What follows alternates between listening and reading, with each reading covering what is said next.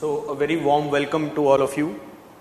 My name is Abhishiekh Saxena and today we are going to start a journey which we call as Public Administration Advance.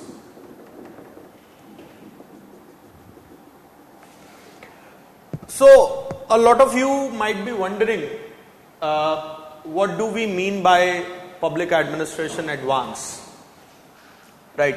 Some of you are here in the classroom and some of you are watching me virtually in the comforts of their homes or wherever you are. So the idea here is, and let me set the expectations at the outset.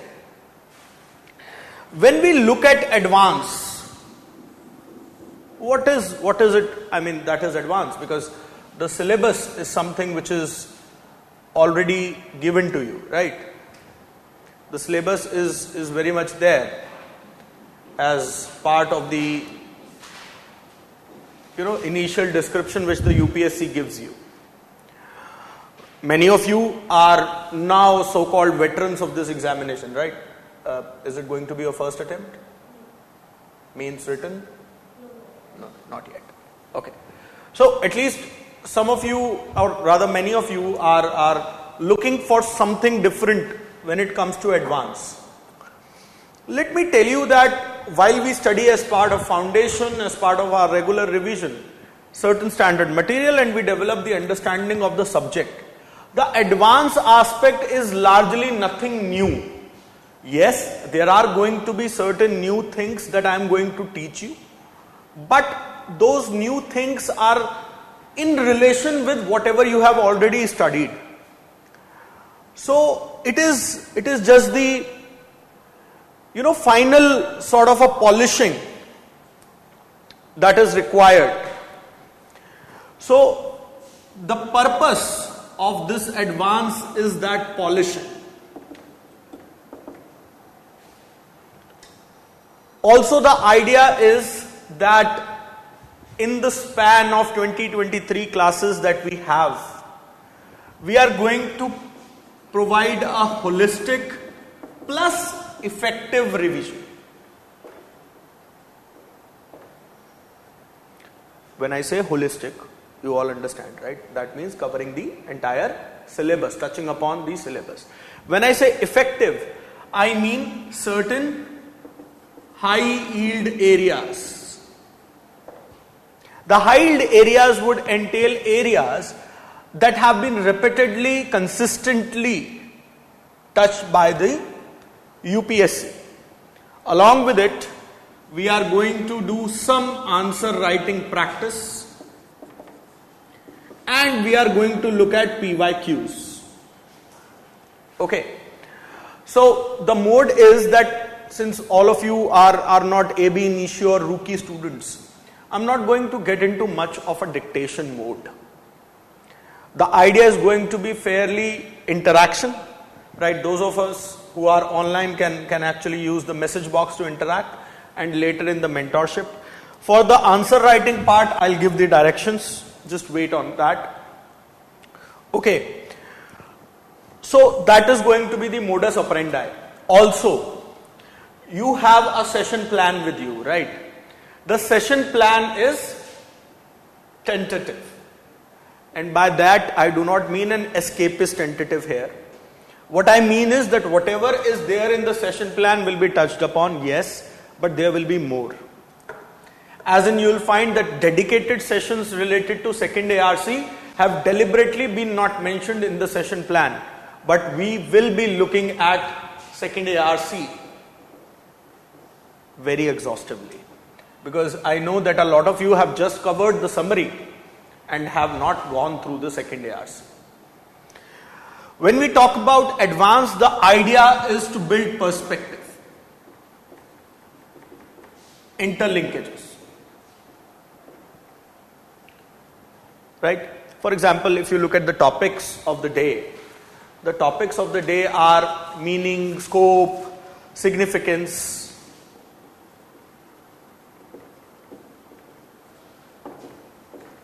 right? And our very own Wilson. But have you ever thought about critique of Wilson? Have you ever thought about what were the Wilsonian ideas related to public opinion? Bureaucracy, yes, you know that he advocated the politico-administration dichotomy. But what's beyond that? The idea is to get in-depth perspective in terms of writing the answers and ultimately to fetch the marks. We are here to crack this examination. None of you are here to do PhDs in public administration. So it's as simple as that. Okay, so this is something that is going to be the focus, right? Apart from that, I'll try and touch upon topics like positivism, post-positivism, integrative views. Now you see, often you would have seen that in the examination, you've seen some PYQs, ma'am? Right? So they ask that positivist underpinning is problematic. Right? Or from the epistemological point of view. Right? So you see, the knowledge portion is, the knowledge pool is same. It is how, in how many ways we can use that knowledge pool. The idea is going to be focused on that. Alright. So, we'll be talking about certain terminologies like this which you might have heard or which you might not have heard. But garnishing your answer with that wherever required, not everywhere, will elevate your answer to a far more level of depth when it comes to the conceptual aspects of it. Okay. So that is largely going to be the idea of these sessions going forward. Okay. At the very start, let me tell you, I'll be giving certain questions towards the end of the session. Those of you who are attending the sessions in classroom can very well write it to me, and hand it over after the class. Those of you who are online and watching me online need not worry. The process is, should I erase this?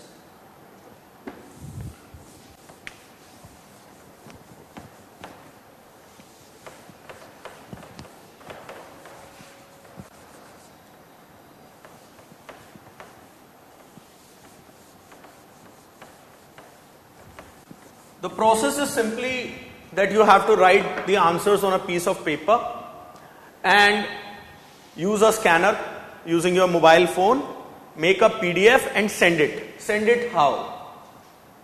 Your name, the paper should have your name. It should be written PubAd Advance Session 1. For example, today is Session 1, so Session 1. Okay? Questions, marks and your answer. Remember, this sheet should have this. Also write GS score at the top of it.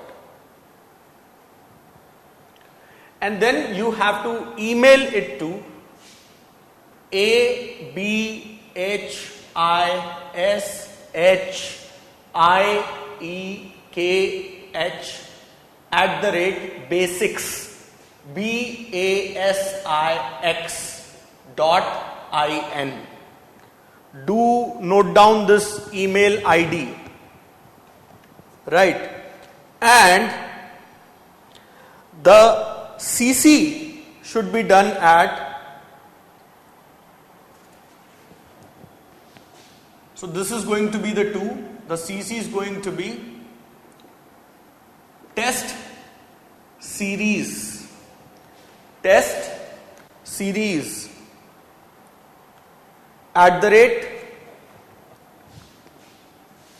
@IASscore.in. Okay. The subject, PubAd Advance Session number, for example this is 1, right, and your name. This should be the subject. Note down the SOP. Okay, because any violation of this SOP will make it cumbersome for me to find your copy and trace your copy. So there is no point in wasting time on that, because right now many of you are going to write the mains examination, and the time is one of the most crucial aspects that we have to keep in mind. So follow the SOP and you will get your replies. I will not be evaluating copies in a pen paper mode wherein correcting. I will be giving my comments as a reply to your email. So fairly simple, quick process. Okay, because we do not want to keep any delays. That is there. Try and submit the answers by the end of the day. So suppose it's today's class, spend some time, 2 questions, hardly half an hour work, right? And you can basically submit the answers. Ma'am, you would have missed the initial part. Just go back, watch it. Don't worry, nothing has been taught as of now. Okay, so this is going to be the idea. So please follow the SOP. That's it. Okay, and I'll try and do that within 24 hours. Okay, that's something that I'll strive for. Now, before getting into the so-called advanced thing, let me ask you a question. How much is the exam for? The weightage of public administration? No, I'm saying paper 1 and paper 2, how many marks total? Madam, how many marks are dedicated to any optional, including PubAd? You are saying 250, 250. That is paper 1 and paper 2. Right? All of you know this? What if I say it's 400, 400?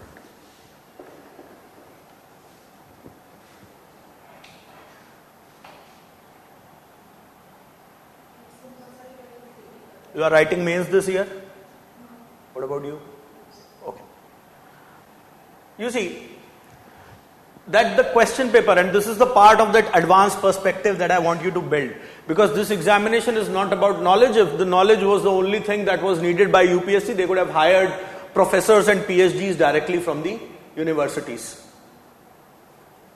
Right? When we say that this is 400, 400, if you look at the pattern, 1, 2, 3, 4, 5, 6, 7, 8.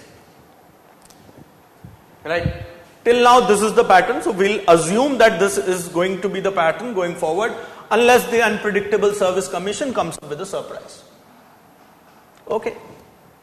Question number 1 and 5 are compulsory.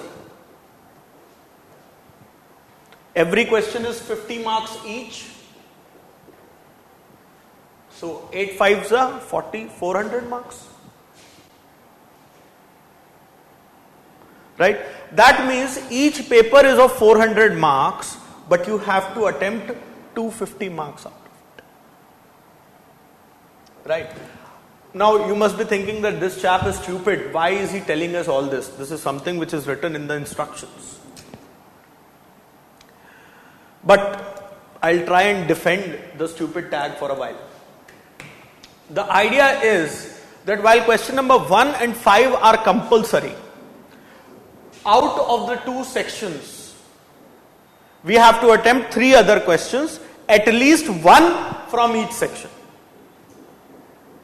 That means that the choices that you make out of 2, 3, 4, 6, 7, 8 matter.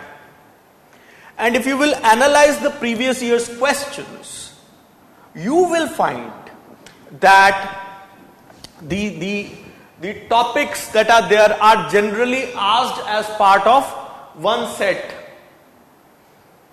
So while you prepare and do your own SWOT analysis, strengths, opportunities, weaknesses and threat. Okay. Although order changed, sorry. Right. So the point is this, that you can make your own threat analysis. Also, we will see that there is a trend that is coming up. Yes, we are not in the business of predicting the examination, we are in the business of preparing for it. But these trends can help us in going forward, if not completely, but partially. Also the marks distribution as per various units. You see that Unit 1, Paper 1, Unit 2, Unit 3, Unit 4 carry a substantial, weightage. Yes, that is correct. But then there are hidden units. Hidden units in the sense which are not given so much importance. For example, the unit of financial administration. It also carries 20-30 marks. So while you are deciding the mix, like I said, I don't mind if you do not know Taylor. What I mind is whether you score in the examination or not. If you can score it by financial administration, so be it. Right? That is what my business is going to be.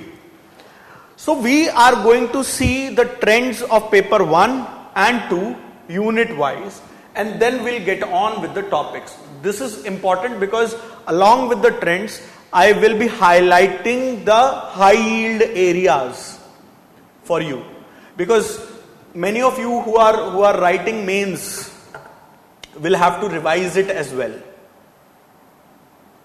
Okay, so that is something which is to be noted. Right. So we'll be seeing certain trends first, and then we'll start with the topics. So I'll be taking up paper 1 first.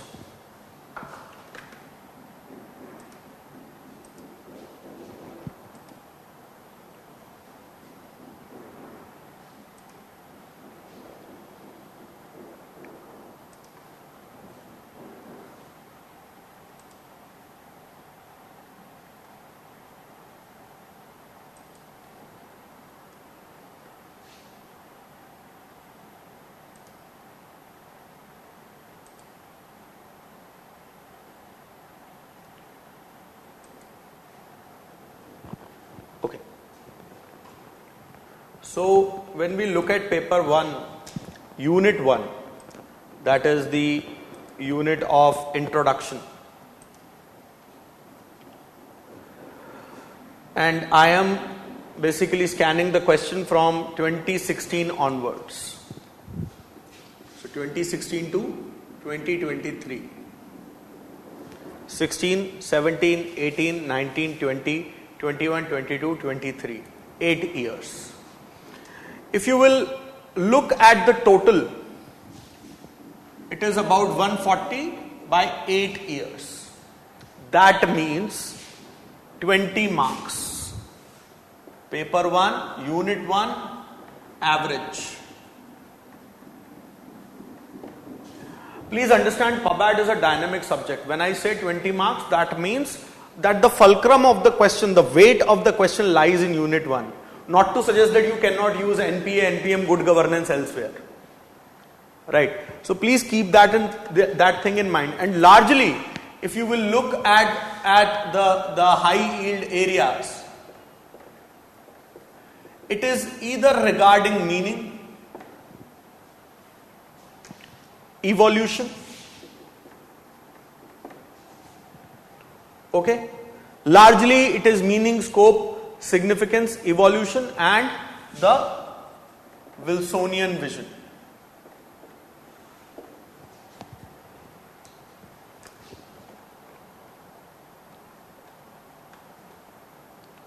Okay, so the questions actually repeat themselves, and I'll just tell you how they do it.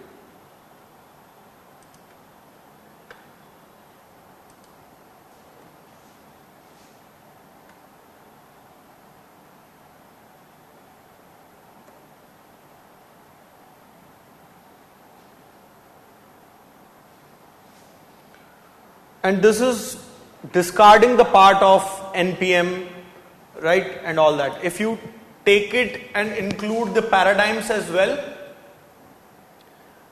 it will boil down to 50 marks.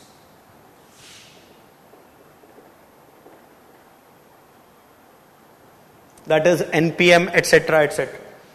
But largely you will see here also, if I include this, then the NPM, New Public Service Approach, NPA, PCT, all those things come up. Largely it is the NPM and evolution, meaning, scope, significance, as well as the challenges of liberalization, privatization, globalization.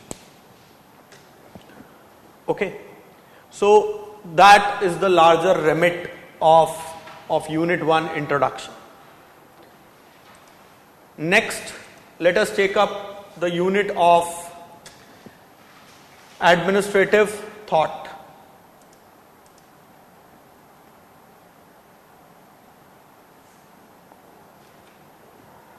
If you look at the administrative thought, again it has a huge chunk of around 400, that is again 50 marks. Right? We'll get to the topics when we will discuss. Largely it is about theories, Bernard, Human Relations School, various schools, so evenly distributed. Not much is there in terms of the specifics, but yes, there are certain thinkers and concepts that we'll be taking up in the due course in the forthcoming sessions. Next, if you look at the unit of administrative behavior,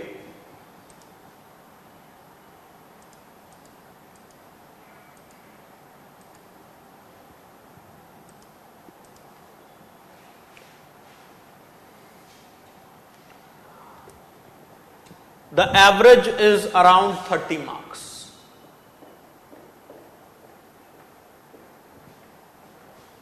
Okay. Next is the organizations.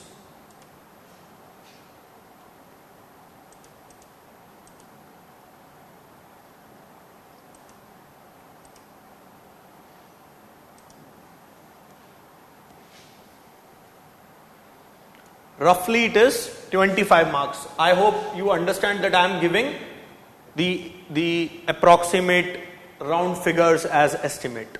Okay. After organizations, which unit comes?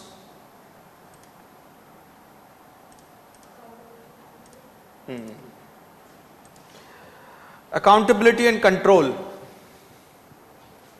Again, 25 marks. Then comes administrative law. Okay, syllabus तो पता है ना सबको? Everybody knows the syllabus. ऐसा कोई है जिसको syllabus नहीं पता?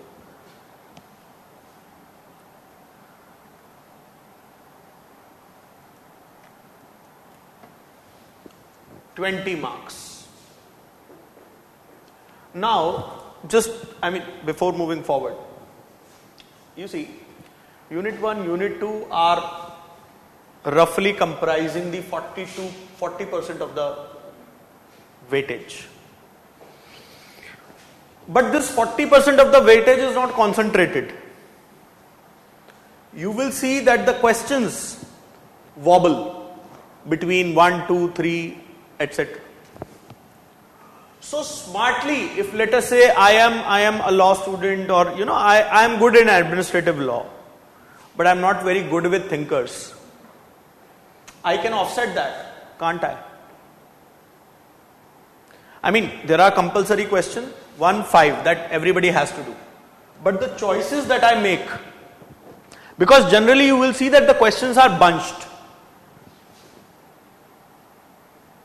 Accountability and control and administrative law you will find are bunched.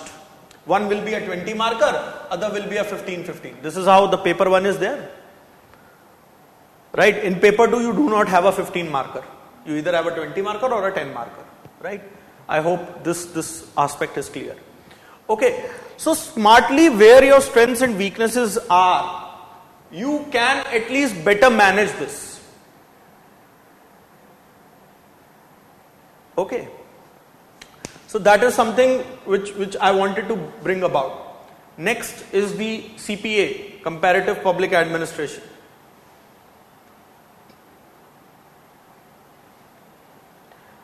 CPA is again 25 marks.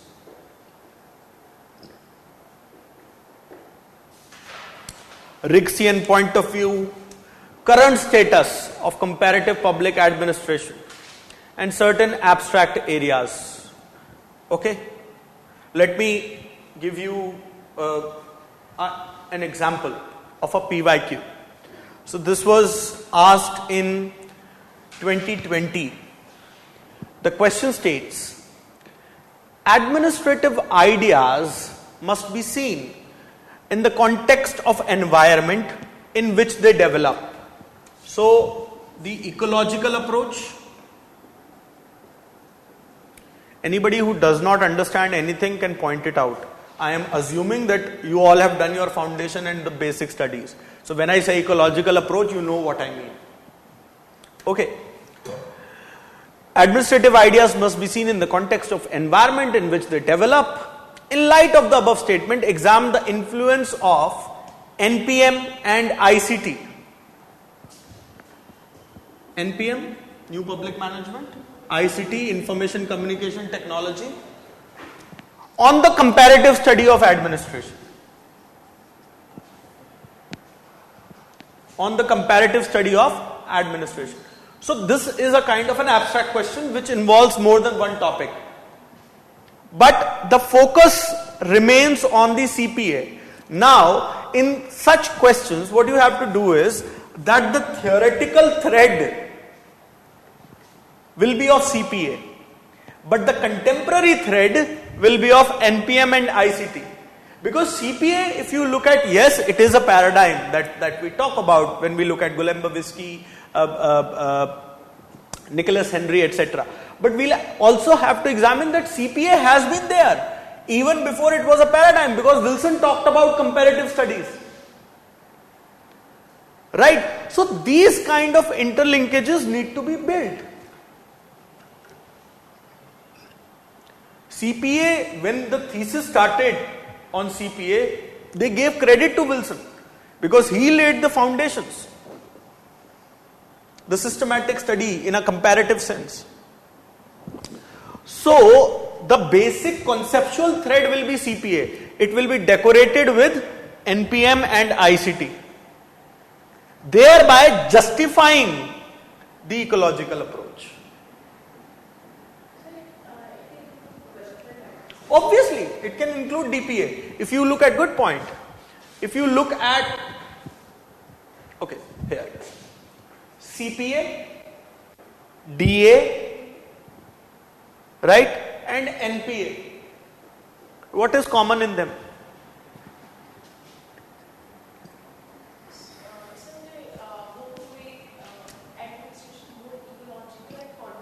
The point is that they were shaping the ecology and they were getting shaped by ecology, both.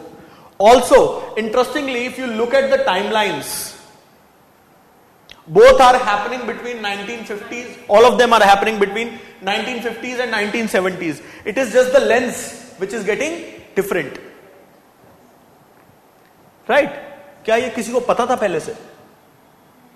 Did you know this thing before? I mean, you knew it, but you realized it. I mean, you might be Hanuman, but you know your powers. That kind of a thing. So we have to interlink the ideas, and that is central to it.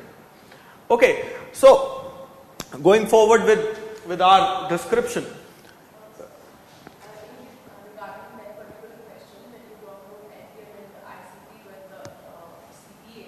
So, but in that we can add that the studies which were conducted, that how NPM is not ecological. No, that is not your question. NPM is ecological. It is not to suggest there is nothing which is ill-ecological. Let me tell you that. Okay, why NPM came about? Why? Sir, because the welfare state was failing. Exactly, so it was ecological. Yes, sir. But what I want to convey is that NPM was blindly put into. Yes, it was a blanket phenomena, but that blanket phenomena by design was a response to an ecological impulse. Yes, sir. To that extent it is true. Also, when you are putting ICT, it is the demand of the technological changes that are happening. So the countries right now, and link it with current affairs, G20 happened, we talked about as a nation digital public infrastructure, thereby improving the administration, better public service delivery, right? Ease of services, enhancing access, availability, affordability, reliability, sustainability, all these abilities. So these jargons have to be dropped. I am not asking you to write answers while being a Shakespeare, they, thou, do. No. It should be simple, is MR kind of an English. But where I am talking about accessibility, the word is accessibility, right? I mean, I at least I cannot know a better synonym. How can we go about that question? Right, that is what I was coming to. So, since you have drawn these linkages, so we'll have to talk about how the comparative studies has been the very much part of the identity of the public administration since its inception or distinction as a separate discipline. The evolution of the discipline has largely been ecological. And what we see today is a metamorphosis of the ecology that has transformed the discipline over the past century or so. In the modern context, information technology plays a critical role, both impacting the administration as it impacts the citizenry, as well as the comparative studies of public administration. Example, digital public infrastructure, service delivery, etc., that we talked about. NPM, while it came as a response to the limitations of the welfare state, this development, that is NPM, was not happening in isolation. It was happening along with or in tandem the technological expansion, that is the ICT. So while NPM talked about a broader agenda of privatization, rolling back of state, the agenda at its conceptual moorings was a blanket agenda, Western-led agenda. But information communication technology not only democratized this space, but also impacted the manifestation of NPM in various geographical contexts, depending upon their comparative levels of development, administrative proficiency, historical backgrounds, social structure, hitherto existent organizational and government structures. Then probably you can give an example of, let us say, Asian tigers. How Asian tigers were largely Asian tigers, you know, right? South Korea, etc., etc. Whenever we talk about NPM, we talk about Asian tigers, right? How they took a lead, and they were the non-Western, people largely, right? And how they came up with their own variant of administration based on the NPM and ICT realities. Then India comes into the picture, it catches up. So this is how you will answer.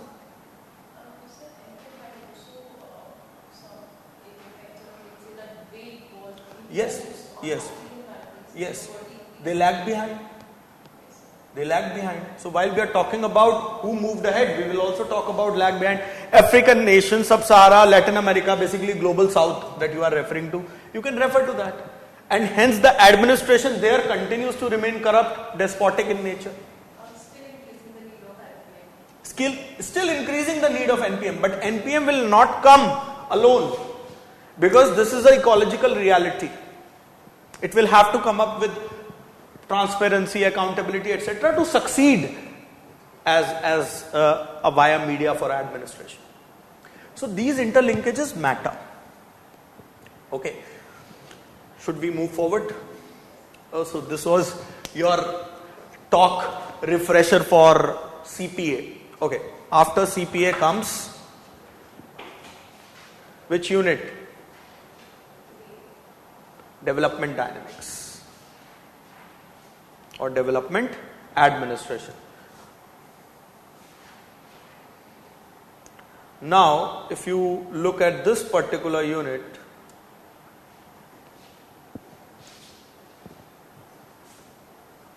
roughly 30 marks.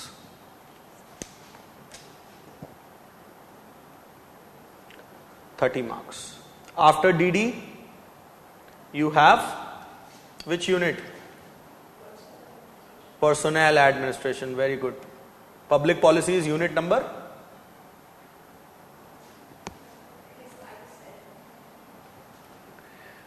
कोई बात नहीं, याद हो जाएगा. Now look at this personnel administration.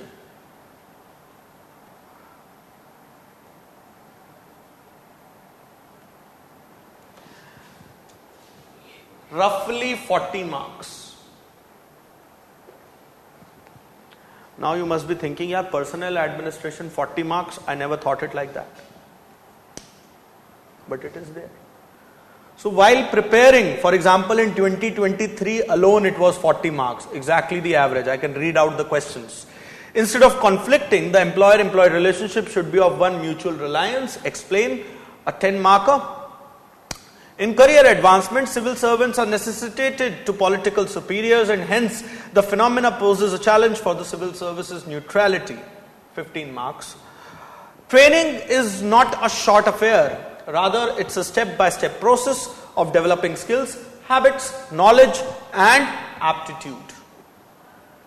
You must be thinking that whether we are giving the ethics paper or POBAT paper. But this is the reality. 2023, 40 marks. So, if I'm not very good at remembering thinkers, yes, there will be questions in question number 1 and question number 5. But the rest, at least I can offset through personnel administration. Can you please highlight the thinkers or the topics, subtopics which are very important? I will highlight as we'll cover. I have highlighted for unit 1 that we are going to take up today. In due course, I will cover that. Okay, so don't worry about that. The high yield topics, when we talked about unit 1, meaning, scope, nature, evolution, NPM, Wilsonian vision, impact of liberalization, privatization, globalization, I talked about it, right? Similarly, unit wise we'll be keep on seeing stuff. Don't worry on that. Okay.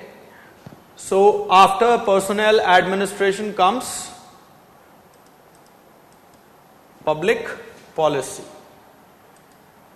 We missed organizations, right? Or did we do organizations? We missed it. We did, okay. Right, we did, okay. Now the unit of public policy.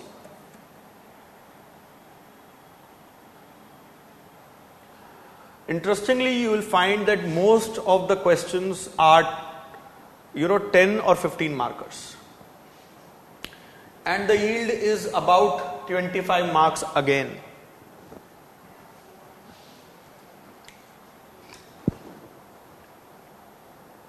And there can be abstract questions like globalization is impacting the context of national policy making. The national policy agenda is becoming international. So, I have slotted it in public policy. If on the flip side you can slot it as part of the impact of globalization. But since it was not in generic public administration, it was specific public policy, that is why we took it. Okay? There is nothing absolutist about it that I have talked about, that it is belonging to public policy. I have a logic to back it up. If you have a better logic, give it to me. Okay, so that's the kind of the idea.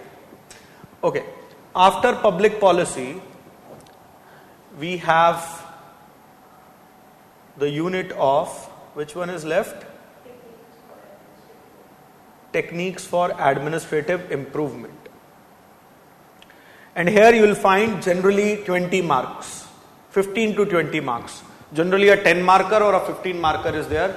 Very rarely a 20 marker has come. Okay. Less than 20 marks is the average. So 20 marks we'll put it for techniques of administrative improvement. Then what is left?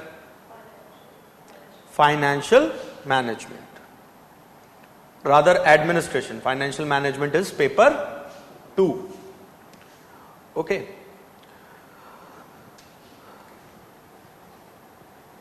$40 marks.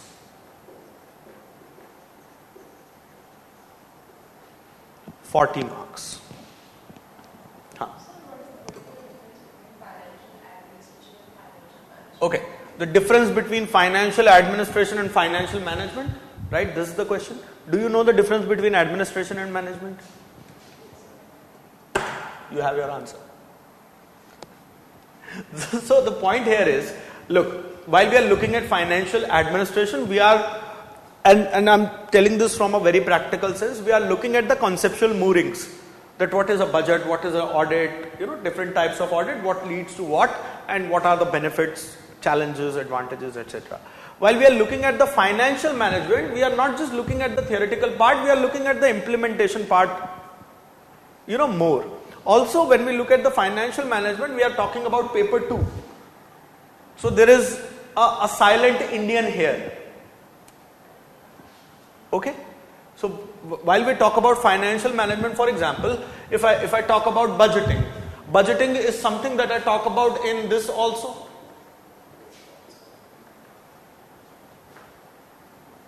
Right? Here, the secular concept of budgeting remains the same. So there, in financial administration, I am going to look at far more conceptual and theoretical ideas. What is a budget? Why it should be made? Why is it important for any organization, etc., etc. The types of budgeting that the national governments followed. Line item budget, this budget, that budget. The newer orientations emerging, gender budgeting, environmental budgeting or green budgeting that we talk about. How about child budgeting? Can't there be an idea? There should be an idea. Tribal sub-plans, etc. Right. So that is coming up from, when we talk about a tribal sub-plan is in India. It might not be in UK, for example. So that is my manifestation, my financial management.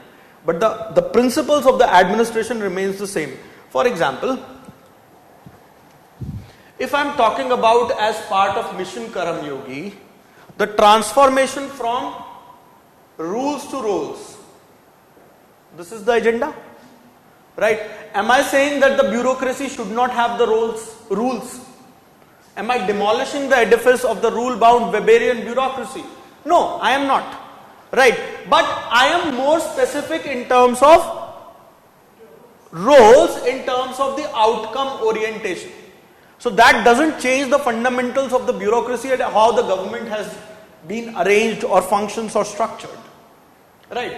This is something which is changing the implementation idea.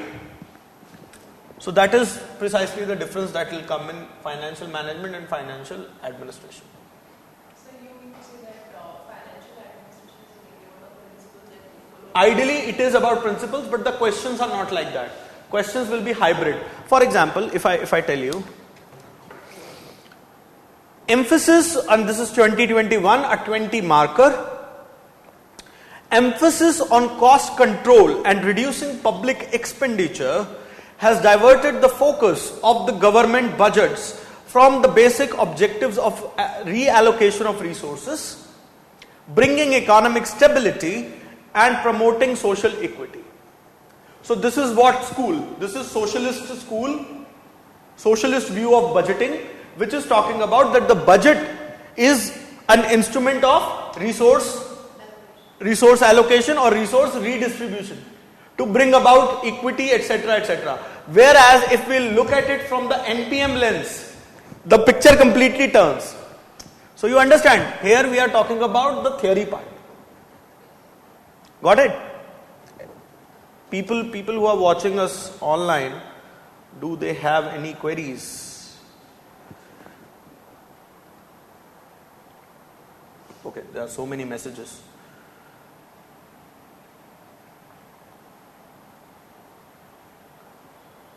All right. I hope these things are clear. Right? All right. So financial administration part I talked about now, right? 40 marks. So this is the broader, agenda with regards to paper 1.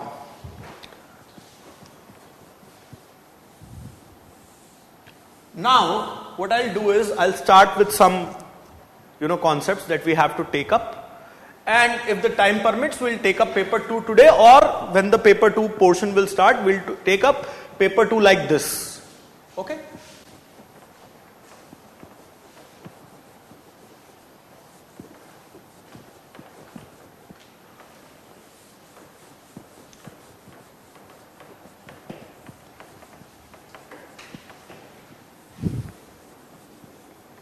Make sense, everybody?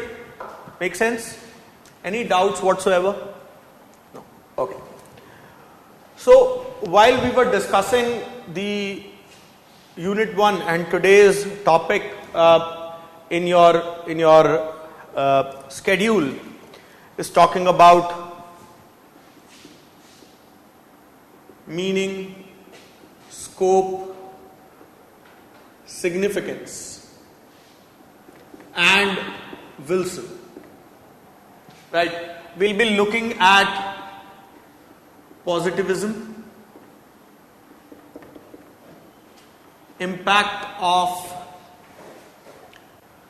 LPG, and slight orientation on evolution.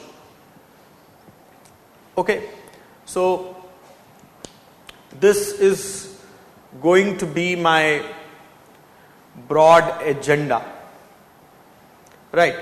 So whenever we look at the meaning of public administration, and if you will look at the previous year's questions from this,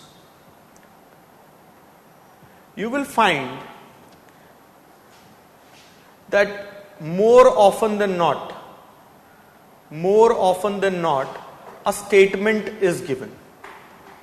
For example, 2016, the question says,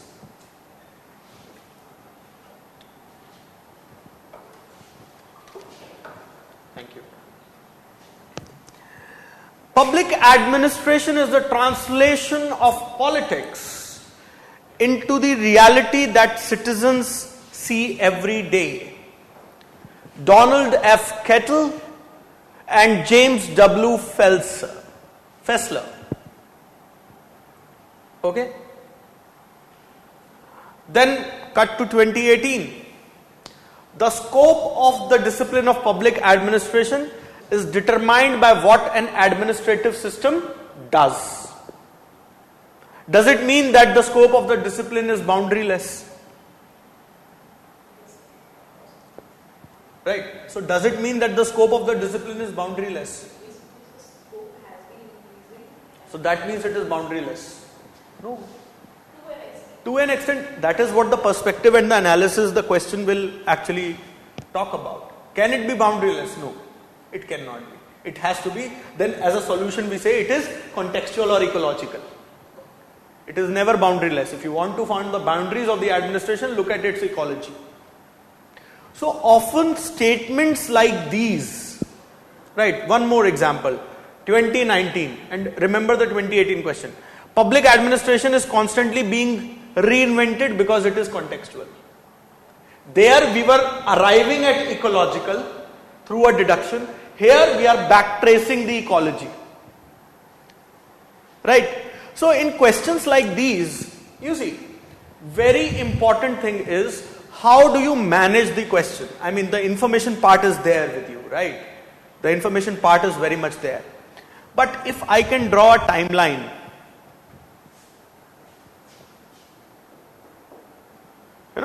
paradigm 1, paradigm 2, paradigm 3, paradigm 4, paradigm 5, paradigm 6. Okay?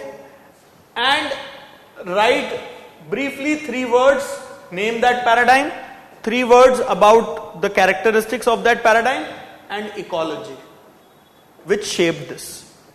For example, if I look at the initial era, the classical management theory and the scientific management theory, it was largely a positivist approach which was looking at it. Simply, I have to write a positive approach shaping the ecology. Right? Gaining complexity of organizations, things like that.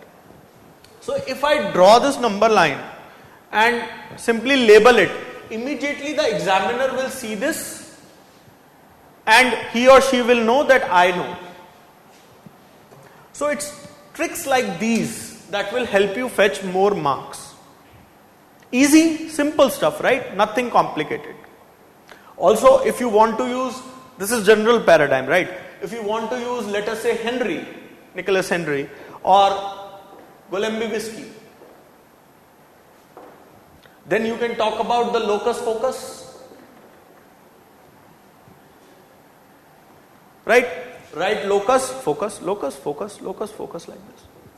Immediately, this small graphic at the center of your answer after the introduction will convey that you know the answer. Okay, so things like that are asked. Now, let us move substantively towards the meaning and all those things. So, when we look at the meaning of public administration, there are various views, and I want you to actually jot down those views about the meaning. So Gladden says that administration is a long and slightly pompous word, but it has a humble meaning. For it means to take care for or to look after people, to manage affairs. So what kind of orientation is this?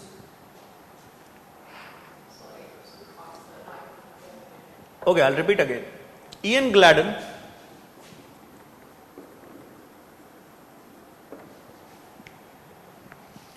administration is a long and slightly pompous word, but it has humble meaning. For it means to care for or to look after people, to manage affairs. This statement, discuss. A question can be to discuss. Right? So here if you look at, he is taking a sociological view. He is taking a view wherein he is looking for caring for people, society at large. So this way you have to identify the themes. So Publicness of administration. Okay, then Felix A. Negro. Administration is the organization and use of men and material to accomplish a purpose. Isn't this instrumental view? Right? So you should know, the moment you see this statement comes and it says Negro and Negro discuss or comment, you can say that okay, this is something which is instrumental. So it immediately adds a weight to your argument. Otherwise, you will be doing anek shabdon mein ek shabd, explaining, rehashing what the statement is. So you immediately provide an anchor to your argument. So that is what I am saying, that the idea of the advanced classes is not to teach you something drastically new. It is about giving you newer orientations and dimensions. Okay. Simon. Where do we study Simon generally? Decision making. Decision making. Right. But Simon defines administration, that administration can be defined as the activities of group cooperating to accomplish a common goal.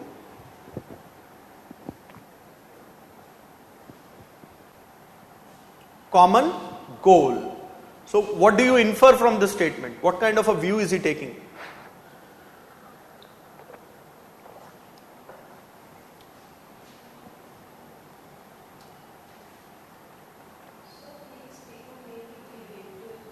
Like he's talking about the decision making, that everyone is cooperating and Behavioral or humanistic? behavioral. Right. He Right. Hi, Ane. Ane, I hope you are getting the stuff. And Saurabh, you also? Yes, behavioral. Right. Everyone, correct. I hope you all are getting the stuff. If there are any queries, please write it down. Right? Write it down. Okay. Then Pfiffner or Pfiffner.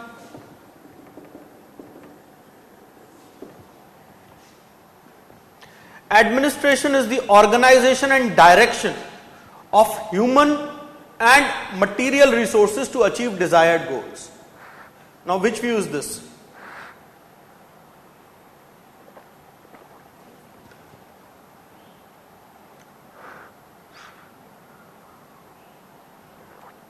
Anji, which view?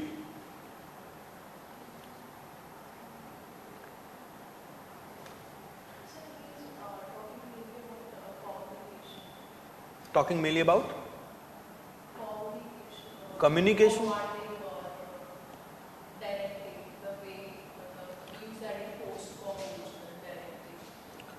No, he says administration is the organization and direction of human and material resources to achieve desired ends. Human and material resources. Think about it. Come back to me with it. Okay. Similarly, you have Dwight Waldo. Waldo, we associate with NPA, right? Minnowbrook, 1. Okay.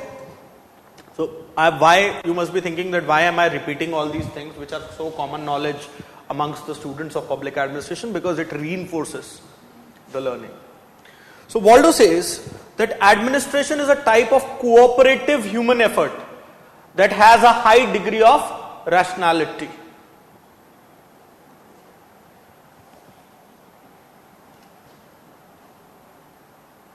Okay. L.D. White.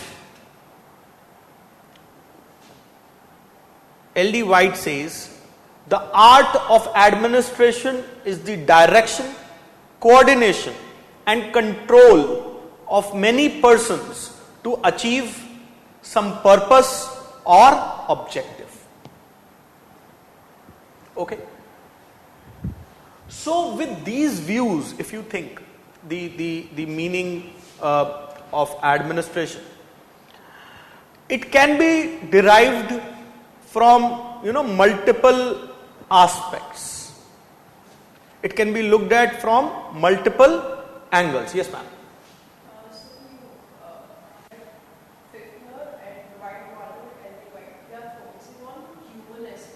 As well. So that is not only that you can just have structure or principles and then you can say that this is administration. It will work only when humans are. So you will not include it in behavioral view. You will actually align it more. I hope you understand that I am not labeling Pfiffner as a humanist. Please understand. But the view that is emerging, I am looking at that view. So humanist was what? Human relations theory was what? Was it dismissing the classical theory altogether? A question, was human relations theory dismissive of the classical theory altogether? Yes or no? No.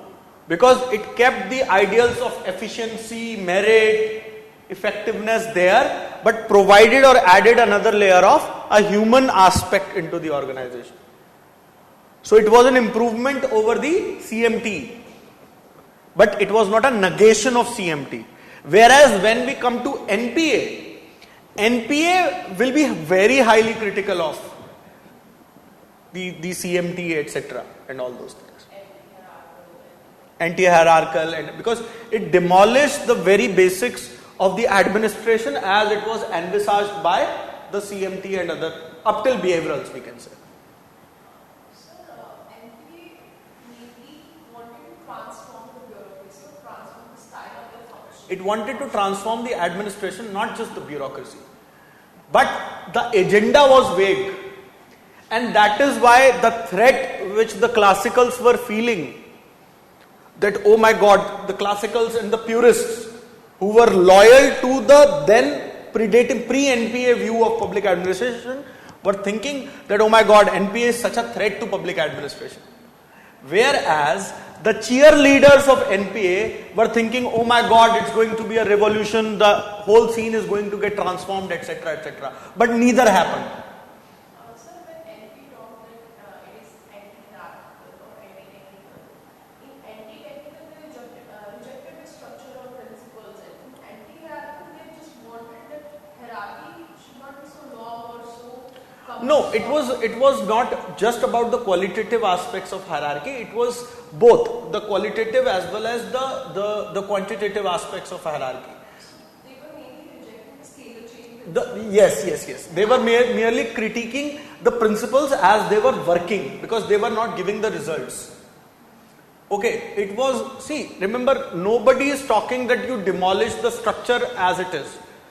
What is the new structure then? Everybody is trying to modify that structure because that structure suited a time and space, but it no more suits the time and space now. That is the idea. Okay, so you'll have to think it like that. Okay, so when we talk about the meaning of public administration, similar things can be asked in the examination. Okay, understood? So there are various views related to the meaning and scope of public administration. You have the narrow view, the broad view, the instrumentalist view, the bureaucratic view, the public policy view, etc., etc. So when you actually look at these views, every view is trying to look at the administration from a particular lens and emphasizing that lens. That means the flaw of that particular view will be visible in the counter view. Okay, so these things ideally, you should remember. So when we talk about the recent developments vis-a-vis the meaning, scope, significance aspect, we will have to look at how it is changing. The changing in the present era because of NPM, good governance, ICT, globalization, etc., etc. So please keep in mind that you do that. Okay, now let me actually jump to certain views which are there with regards to the scope of public administration.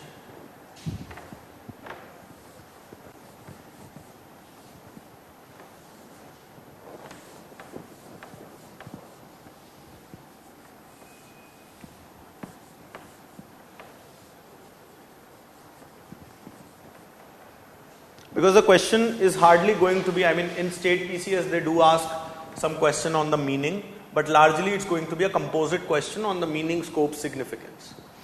If you look at the idea, the scope of the public administration has been dynamic. Based on what? Based on the present reality. Based on the present reality. Why? Because the public administration has to respond to these very present day realities. And hence we see how it has evolved and how it is actually responding. Now please understand.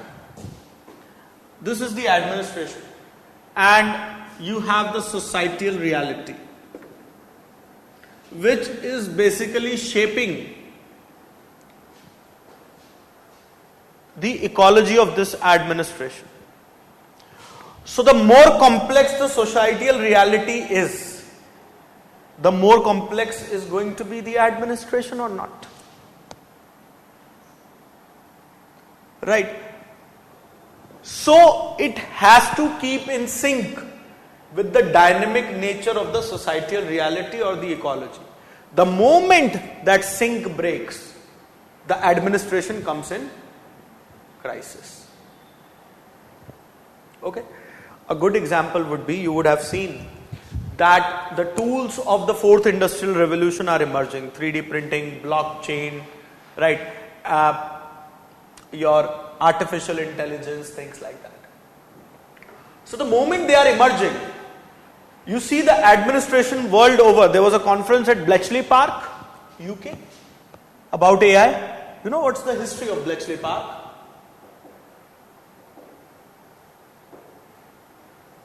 Bletchley Park, Alan Turing movie dekhi kisi ne? Okay. So this was a place where actually Alan Turing Prize is the Nobel in computer science. Okay. So AI is obviously looking at, IT and other things.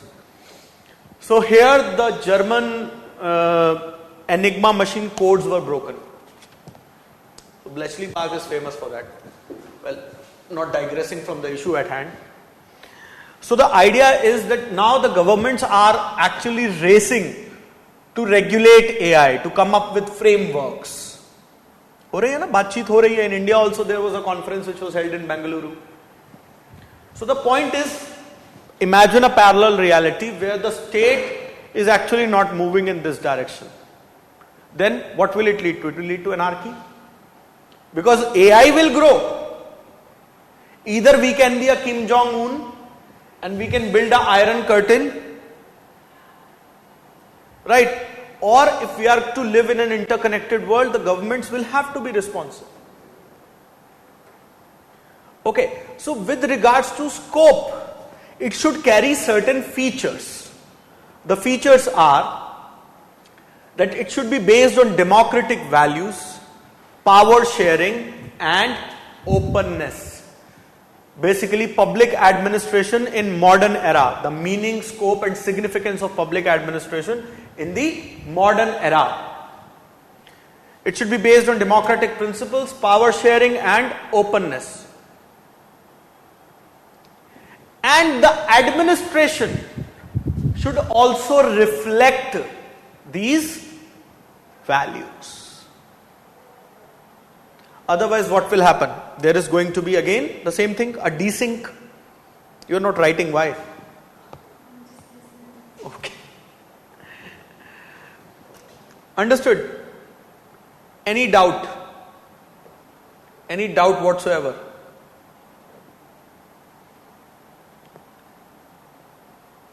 Okay. Next, it should be innovative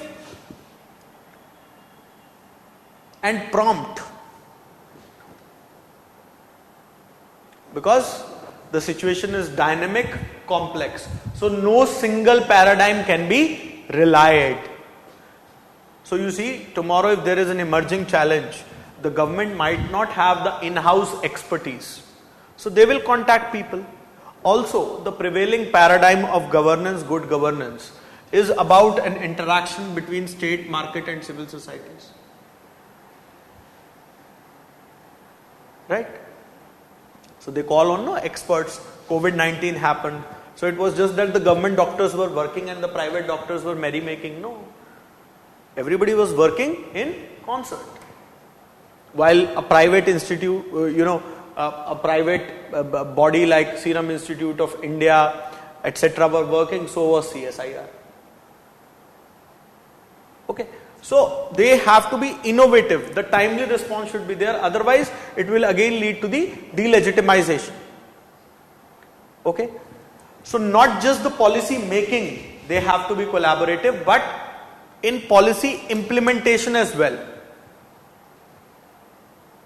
So that the aspirations and the demand of the people and the citizens can be met. That means if you want to make a good policy implementation, that means the goal setting has to be done. Basically, all the features of post-decor will have to be done.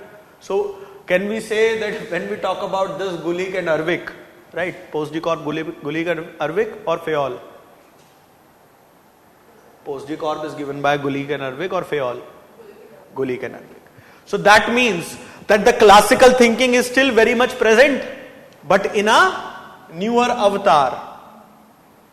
Because again, you will have to do that very planning, organizing, collaborating, budgeting, goal setting, etc. But the point is, the way you do it changes. So that is the evolution of public administration in its expanding scope and its ability to actually be in sync with the society and respond to the societal demands or pulls and pressure. And hence you will need a systematization. Project management will be needed. Similarly, it cannot be reactionary. The public administration has to be preemptive. It has to be proactive. It has to anticipate the coming challenges. Okay? Risk taking is therefore a part of it. And this is what? This is a characteristic of the entrepreneurial government that we talk about as part of the NPM. Right or wrong? अरे भाई right or wrong? Right? है ना? बोल दिया करो मुझे वैसे ही public administration इतना कम आता है यार, आप लोग बताओगे नहीं तो कैसे चलेगा? ठीक है. So the idea is that it has to respond, okay, to the various challenges of the society. In this, let us take up the integral view. Integral view.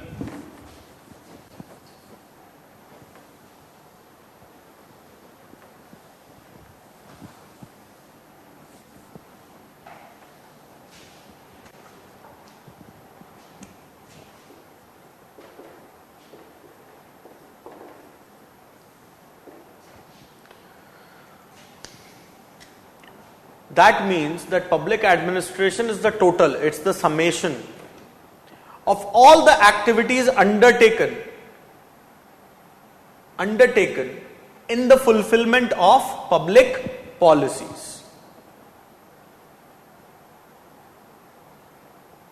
That means it's the summation of all the activities undertaken regarding the fulfillment of a public policy. That means it is not just the managerial function or the technical function. Yes, they are there, but also other functions, manual, clerical activities. That means the entire organizational strength is involved from bottom to top.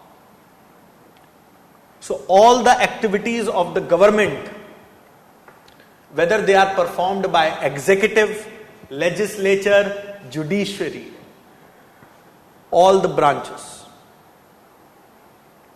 Okay? Understood? Tell me a classical thinker who supports integral view.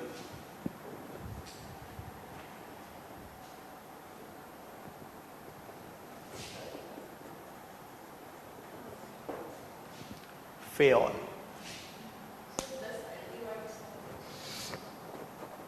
LD White, Democ, they also. So basically what Fayol here is saying, that every employee in an undertaking, workman, shop manager, head of division, head of department, manager, and if it's a state enterprise, up to the level of minister or head of the state, have a share in the administration. So it is an integral view. So classical, integral view. Understood? This is how we have to draw the linkages. Similar views are echoed by LD White, Democ. Okay? So it is a heterogeneous, that makes PubAd, a public administration, as a heterogeneous mix of functions and activities. So if I give you a question that public administration involves a heterogeneous mix of functions and activities, justify, comment, elaborate. अब समझ में आया कैसे होगा ये? How the linkages will have to be made. Got it? Yes, the question is mainly based on the integral view. But can you deduce that it is based on integral view? That is the challenge in the examination. If you do not know or if you haven't thought it like this, then it's going to be a problem in the examination. Because the question is going to be very, very abstract, that public administration is an heterogeneous mix of functions and activities. Comment. लोग कहते हैं पबैट में marks नहीं आते, लोग पबैट पढ़ते नहीं है या पढ़ाते नहीं है ठीक से. कृपा तो यहीं रुकी है. Now what, forget about it what I have said. What will you write in this? Because this is such an abstract question.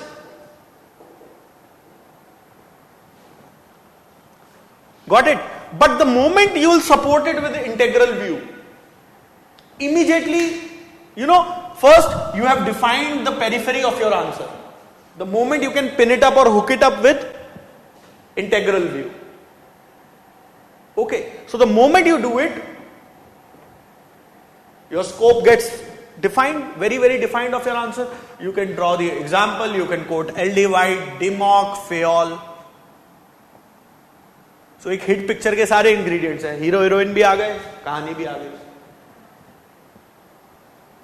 ठीक है, तो यही सीखना है हमें. This is something that we have to learn in the class. Okay, any doubts whatsoever? Any doubts, friends? Any doubts? Anay, Saurabh?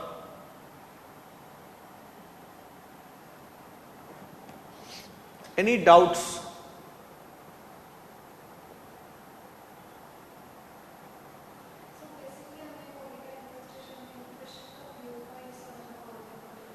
क्या दोबारा बोलिए.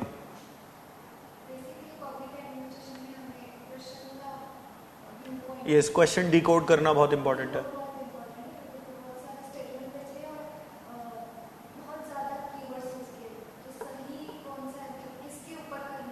हाँ, वो you will have to pin up to a part of the syllabus. Until and unless you do not define your mission, you cannot execute anything. See, there are 3 or 4 layers of approaching the public administration. Though this is something that we tell after foundation ends, not much in the remit of advanced classes, but I'll give you a brief. First, you have to sort of see the concepts.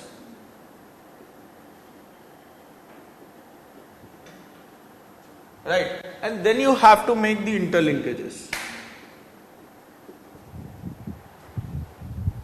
For example, and a very good student of mine actually wrote an answer today, and another very good student actually commented upon it.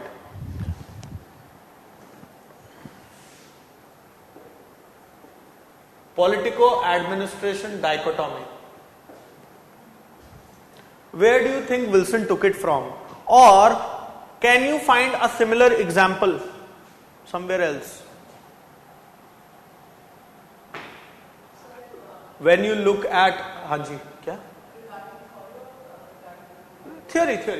Can you find a similar parallel in the theory and practice?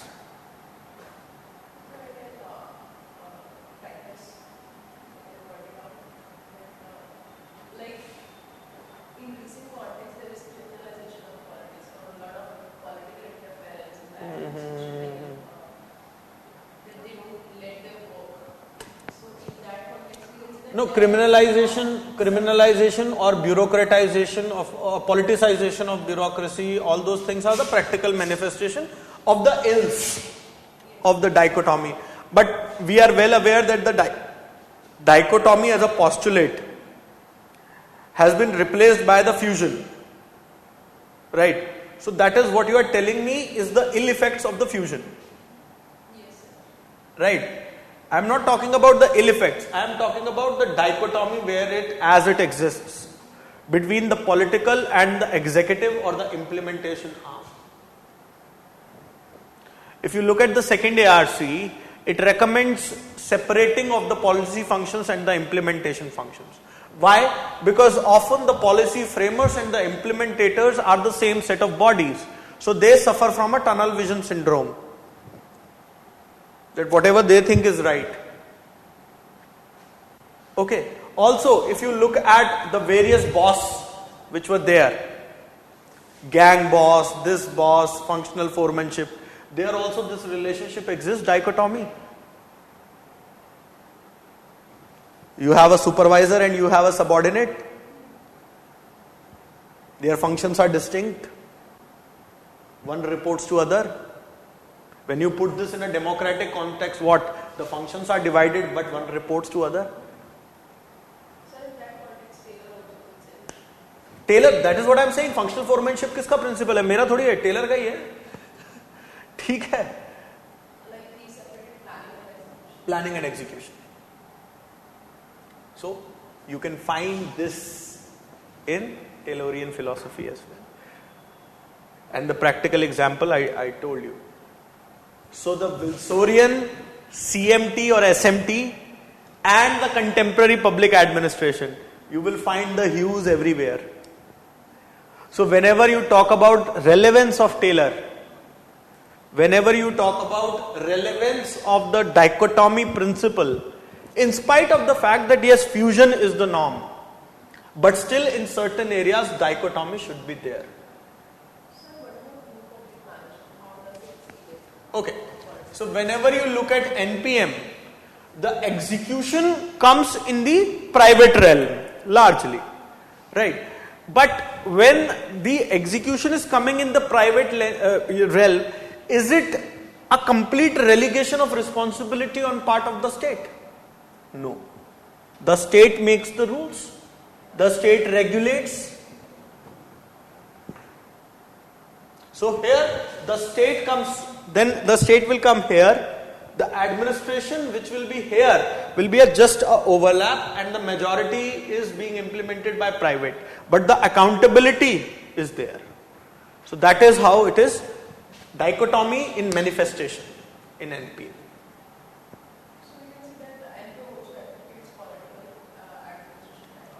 Yes, to a certain extent, yes. Wherein the functions, the policy and the implementation functions differ.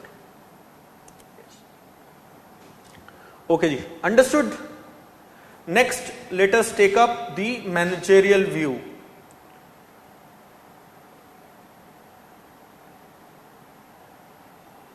Anand, no sir, understood. Was it a no or understood? Yes, gang plank. You can very well put the gang plank. It works. Okay. Next, Hanchi.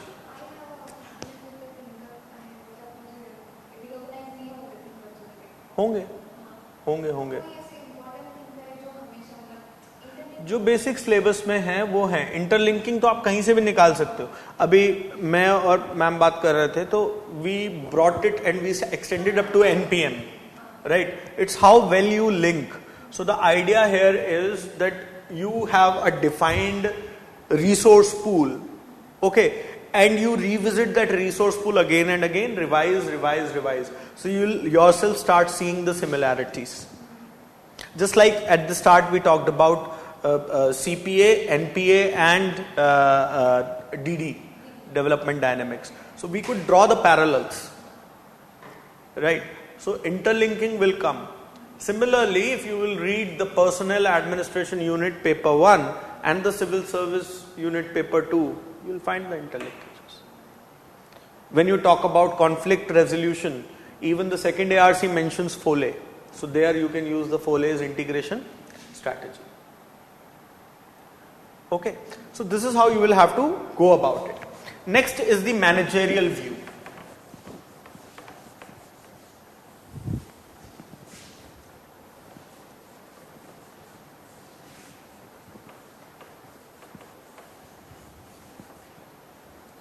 Class समझ में आ रही है? किसी को कोई दिक्कत तो नहीं है? Is there any problem? ठीक है, नींद तो नहीं आ रही किसी को? चलो ठीक.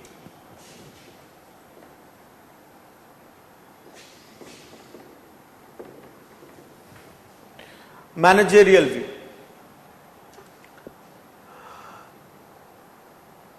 Basically it means that the work of only those persons who are engaged in the performance of the managerial functions in the organization relates to the administration. There is a team, ठेकेदार, a contractor. ठीक है, contractor तो पता है सबको, ठेकेदार.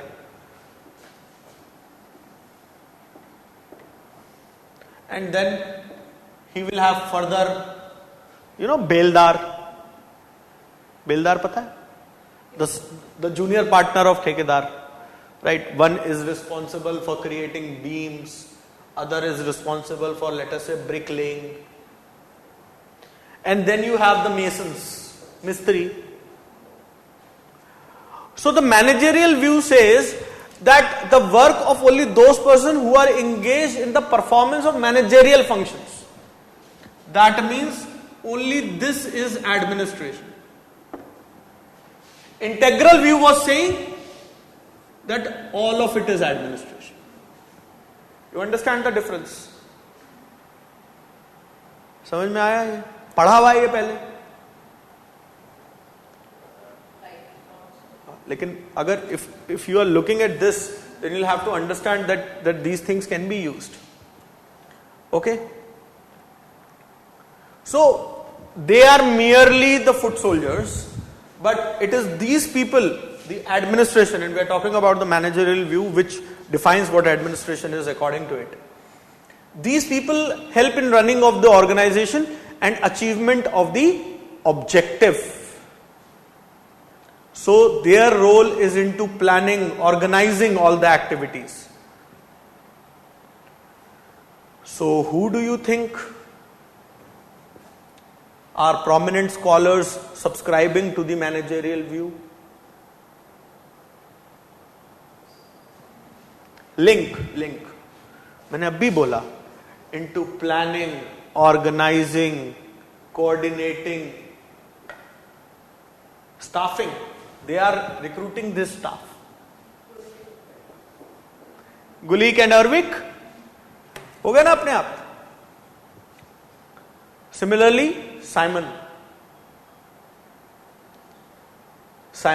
Herbert Simon. Okay, Simon is famous for what? Decision making. So he says that it is these people who end up making decisions. They are simply the followers of those decisions. Decision makers and decision takers. Okay, so Simon, Gulik, all they subscribe to the managerial view. So the idea that administration basically is the organization and the use of men and material in the pursuit of certain objectives. Okay? So that the activities that constitute the public administration are concerned with the techniques of management. Okay? So they are concerned about the techniques of management. So administration is here. Okay? So I hope you understand the difference between the managerial view and the integral view. Then one strand comes is the post-decor view. It is an offshoot of the managerial view, and it says any system that actually engages in these activities, post-decor activities, any system at any level, will constitute an administration or would mean an administration. Okay? Understood? Now, a development happens.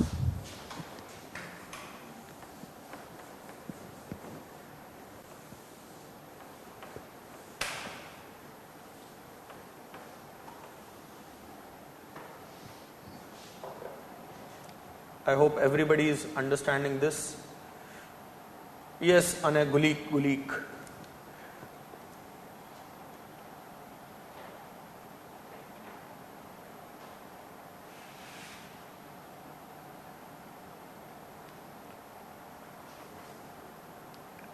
Right. That is the subject matter view.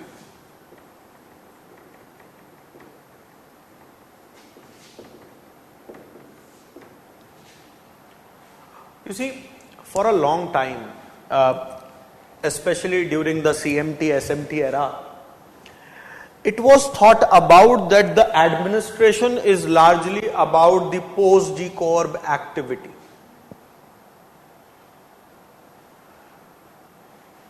Right?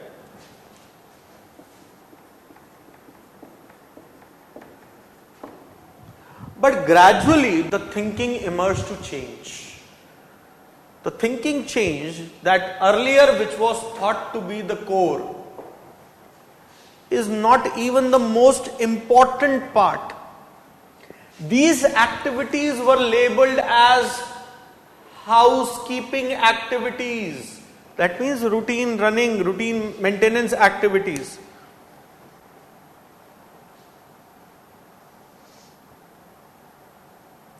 The core of the administration is ultimately related to the admin providing services to the society, to the people, to the citizen. This is the subject matter view, wherein the core subjects, the core dimensions were taken. For example, performance of functions or provision of functions and services like law and order, education, health, okay, agriculture, public works, social security, justice, defense. This is just a housekeeping activity. The core of the administration is about these sort of functions. And this housekeeping activity is just to maintain the regular functioning of the administration. It is not the administration. I hope you understood this, or should I repeat this? Understood? Okay. So, when the services are there, these programs or the various initiatives, the interventions that the state carries out is the ultimate realm of the public administration. The post-decorp are just the routine maintenance activities. Okay? For example, you see the police is there, right? There is a theft or there is a robbery or the routine law and order, traffic management, etc. They all do this planning, coordination, etc. Right? This is the part, this is not the heart of the administration. Okay? So, this is the sort of the subject matter view that is being taken. Now, please understand, if I ask a question, that in defining the actual meaning and scope and significance of public administration, are post-decorp and subject matter view antagonistic to each other?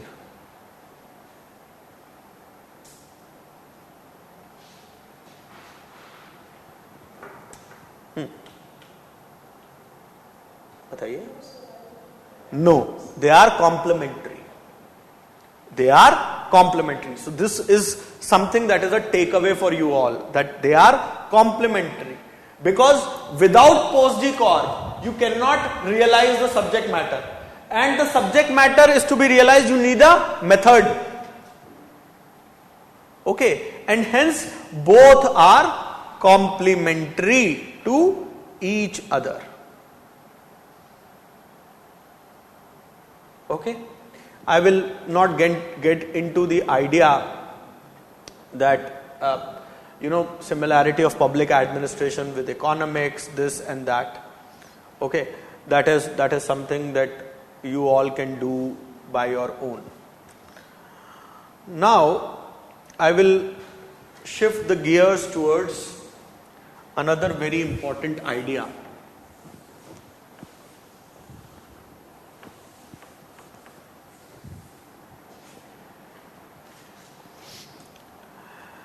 And that is about the evolution of the discipline.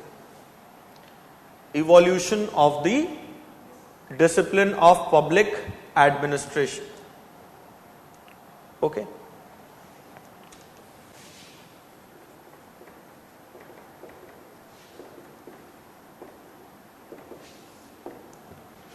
Principally, I'll not get into the specifics what Henry said and what Golembowski or others said. I mean, that is something which is already known. But the recent developments which is actually impacting the discipline, those developments are digital transformation, use of AI, machine learning, blockchain. Now they are bringing about what? They are bringing about newer challenges, yes, but they also have the potential to enhance the service delivery and operational efficiency. Now understand, before this thing came about,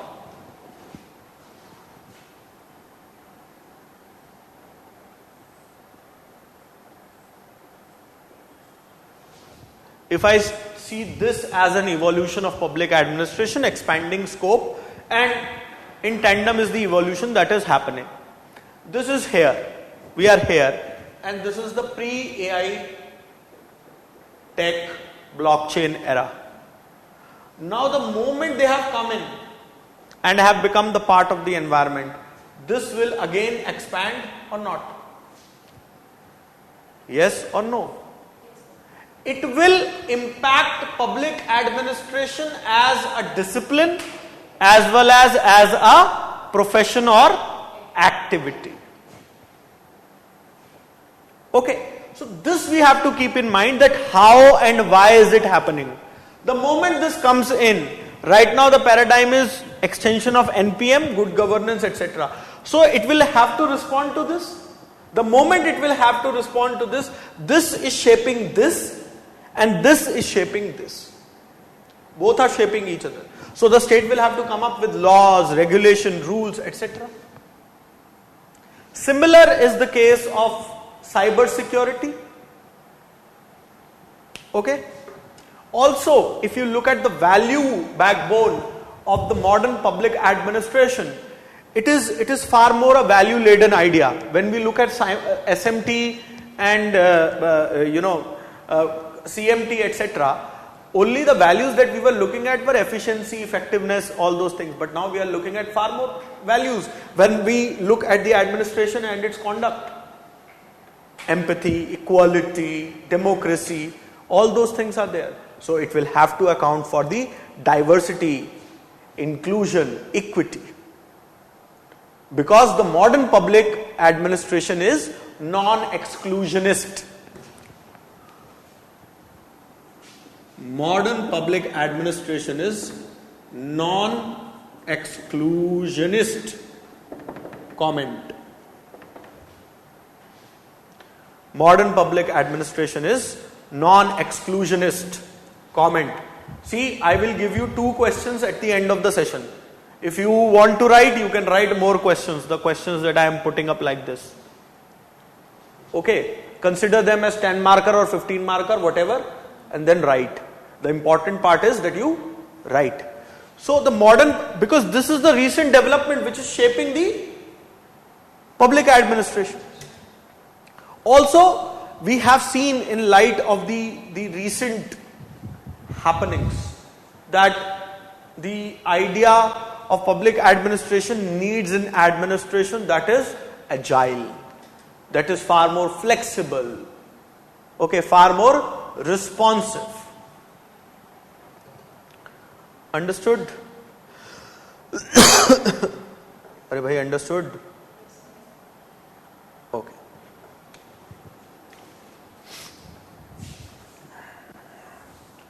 Now, with regards to, this was a prelude to the evolution because I wanted to demonstrate how modern times are shaping the administration. Okay. Now, we'll look at from the conceptual lens vis-a-vis paradigms by Henry and the studies of Golembowski. And then we'll do a juxtaposition of them. Okay. So, if you look at Henry, he largely identifies the 5 paradigms. Okay, first is the politics administration dichotomy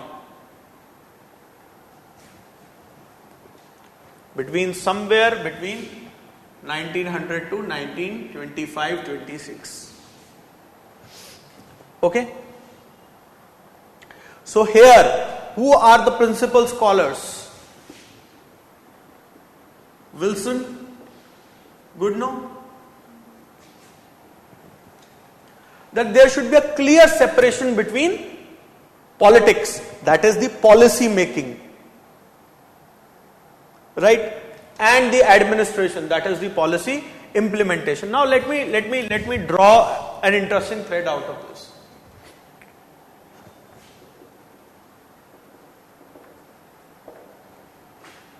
क्या लगता है?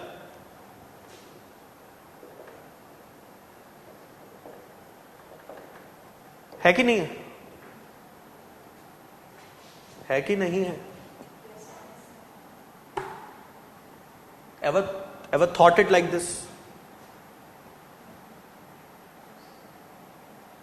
है ना?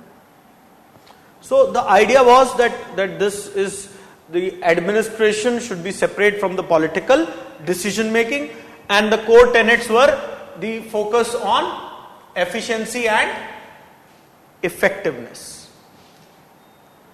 ठीक है? Understood? Next paradigm which comes is the idea of principles.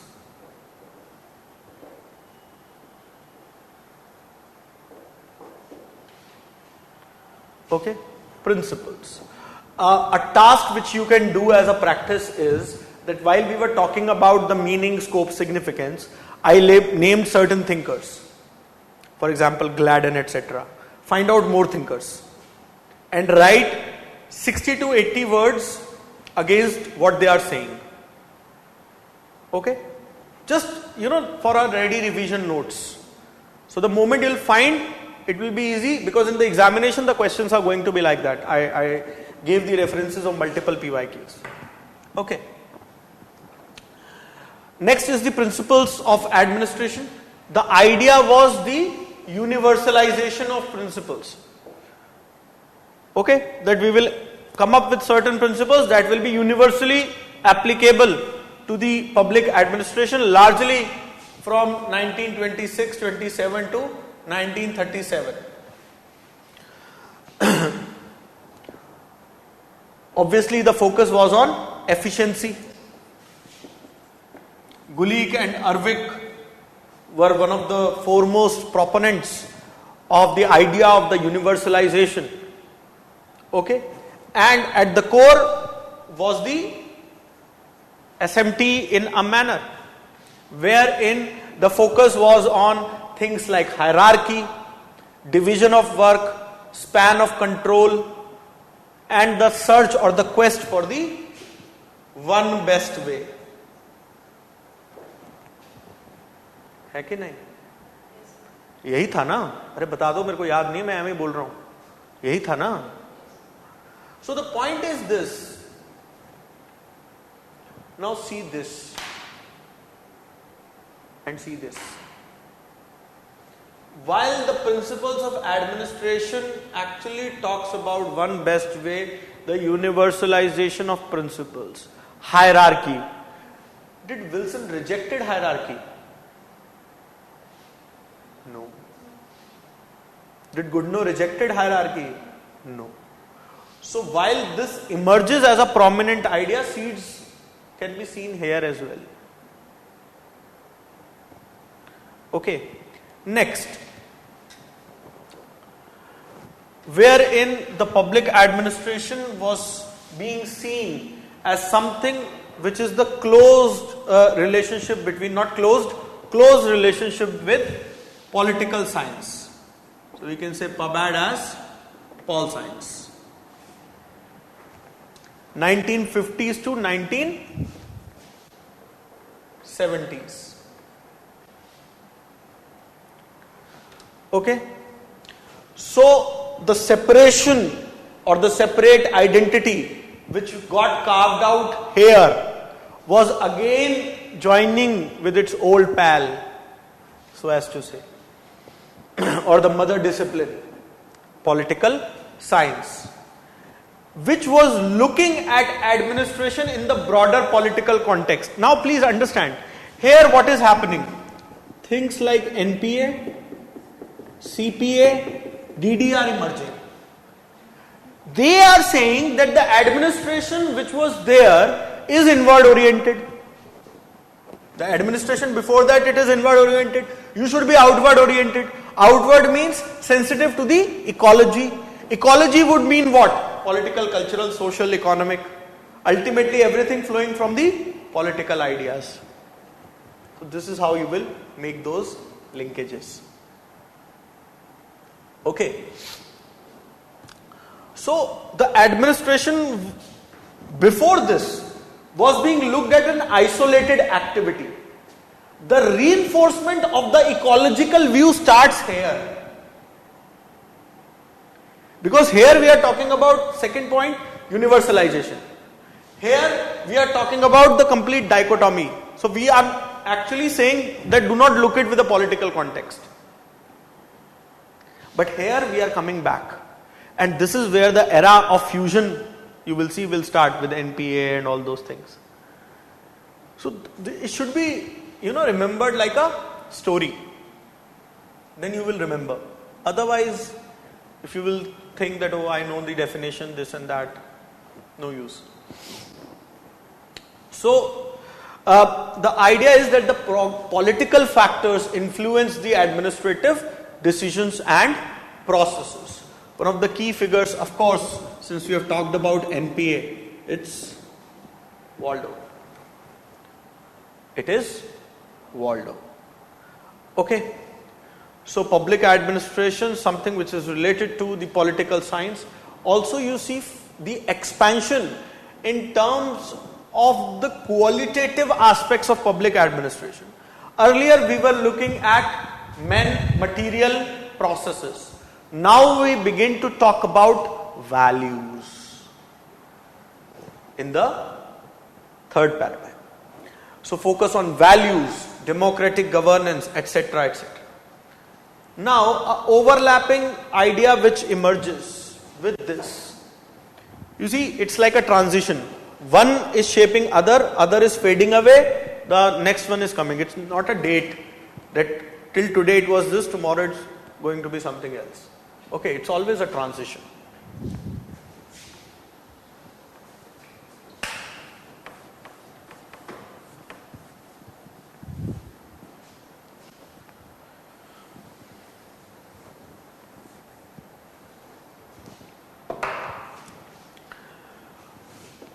Public administration as management. Again, mid-50s till 70s. Okay. So, basically the private sector techniques are now seeping into the practices and processes of public administration. That means the emphasis is on management principles. Management principles. A bit, so till if I look at it here, isn't it similar to the universalization of second paradigm? But what makes the difference? behavioral orientation. It is not only looking at the mechanistic paradigm like we saw in 2, it is looking at the organizational behavior along with the core tenets of efficiency, etc. So here you have scholars like Simon, Robert Dahl. Okay. Next comes the public administration as public administration.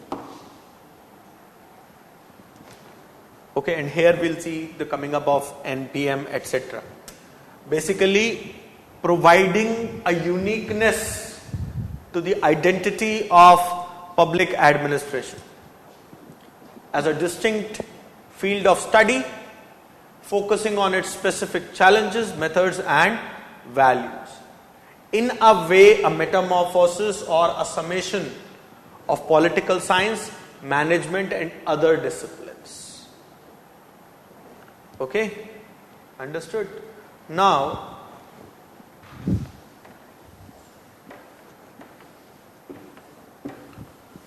let us take up views of Golembowski.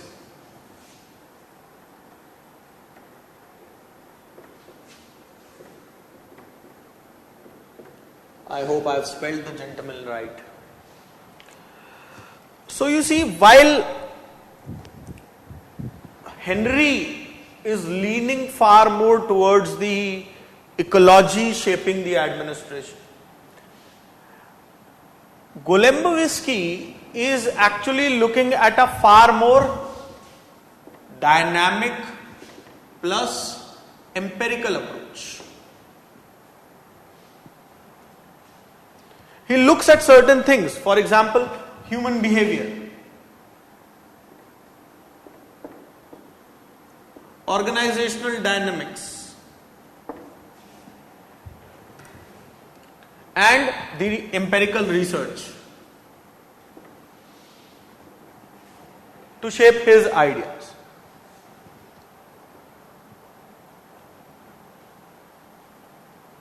So he looks at it from a behavioral approach, that how humans and the relationships actually work. Okay, so in this you see the work of scholars like Chester Bernard or Herbert Simon. They are focusing on these ideas like motivation, leadership, okay, application of sociological understanding.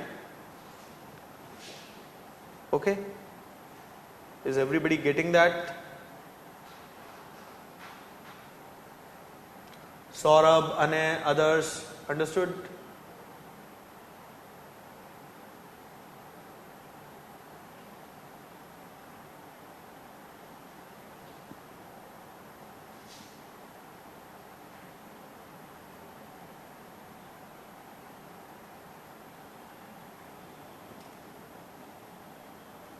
Yes, the polyglot nature of public administration. Right. Okay. At the same time, when we say that the classical thinking or the quest for efficiency, effectiveness, systematization, empiricism is not dead, the empiricism or the empiricism based research methods which Golembowski talks about is the evidence based practices.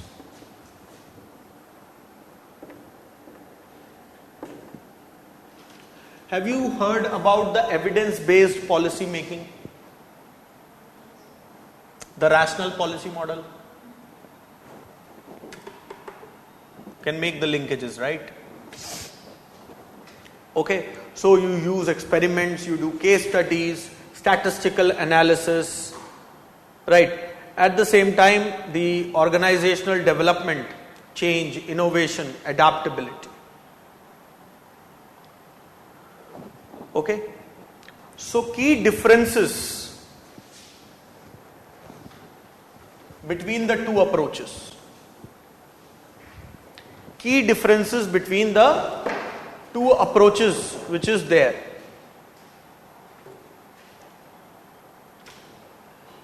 The focus approach, the focus and the approach by Nicholas Henry is a theoretical. Okay, so when we look at Henry and the Golembowski,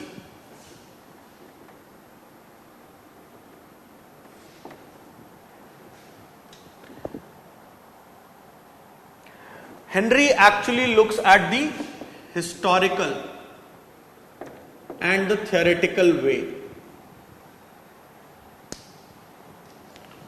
Okay?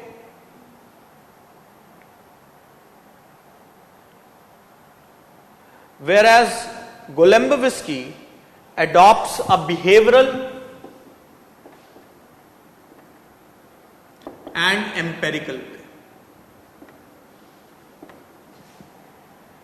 A behavioral and empirical way. Okay?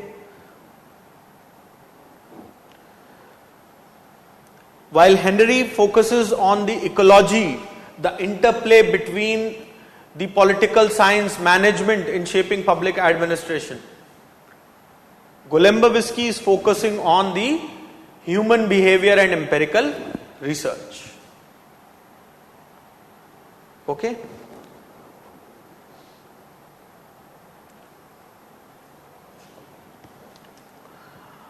So, the focus is pretty clear from here.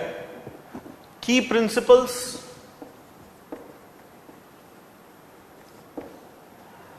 Henry would include the dichotomy,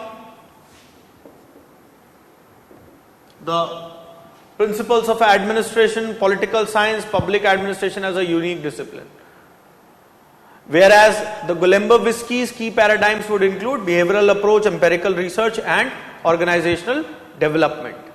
Henry follows a chronological way.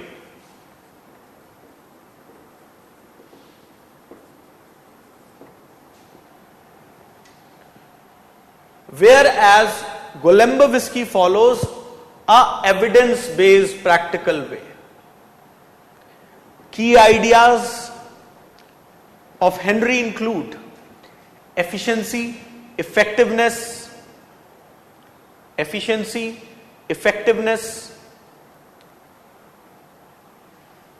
integration of management and political science,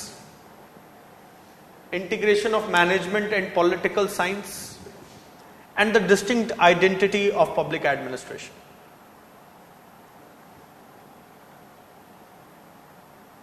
Whereas Golembowski is looking at human behavior and continuous improvement. Henry's framework provide us the structural, conceptual, framework to study the evolution. Whereas Golembowski provides a far more practical framework.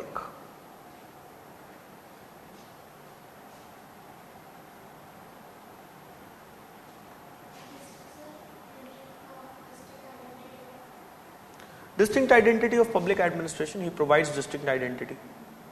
When he says that public administration has public administration at the end. So he is arriving at it through a structured framework, right?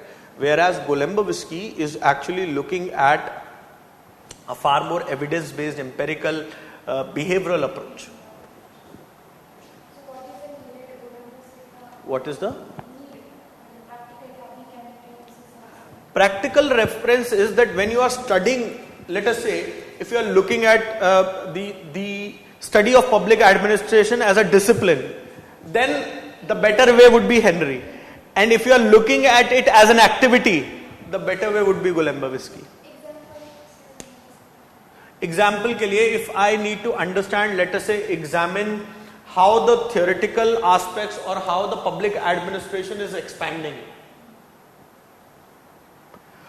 So the conceptual understanding will come from Henry, right? Because he is looking at certain chronology, that before it was this, now it is going to be this because of this, the ecology. right? Whereas in practical manifestation, the behavioral and the empirical part, because this has happened, this is happening. Okay, so this kind of analysis can be built.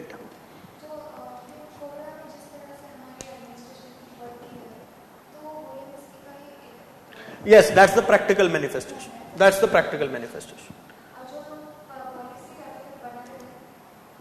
वो क्या नहीं, वो Henry is actually, see, it is not about where Henry or where Golembowski.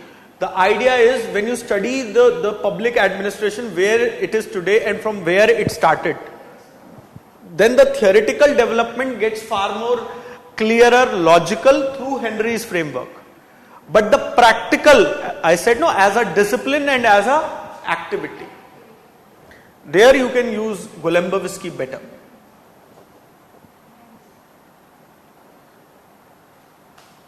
Okay. Next, let us take up Wilson in somewhat details, and there I will highlight the Wilson's view on various aspects. Okay.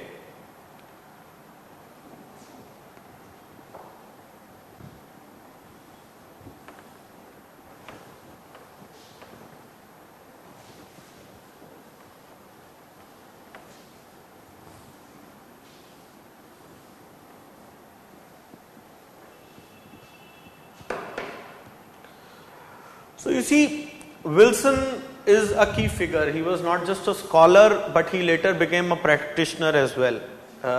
In 1913, he becomes the President of the United States, and through the war, he remains the President.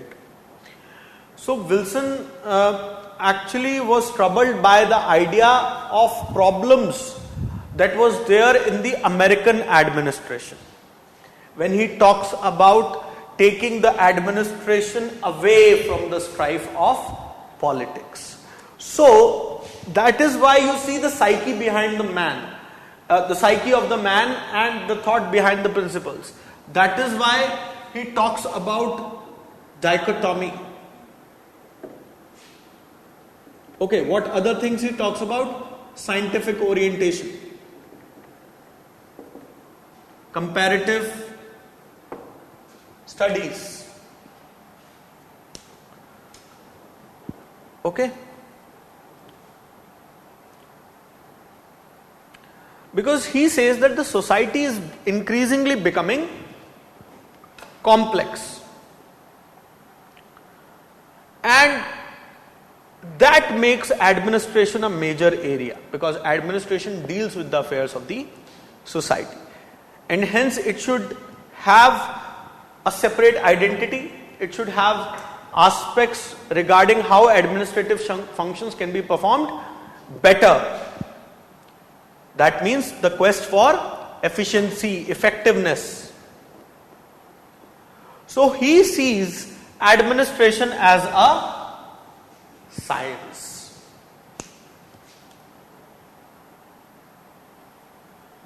Okay? And for this, he starts looking at, because he says that the American administration is in trouble. He starts looking at outside, especially the European governments, French, German governments. And he tries and study them and the scientific orientation in them.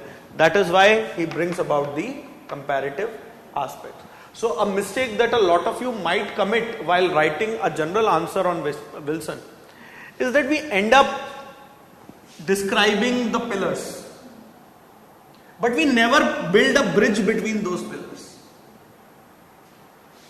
Okay, so it is important that his quest for science actually helped him frame his views on the comparative studies.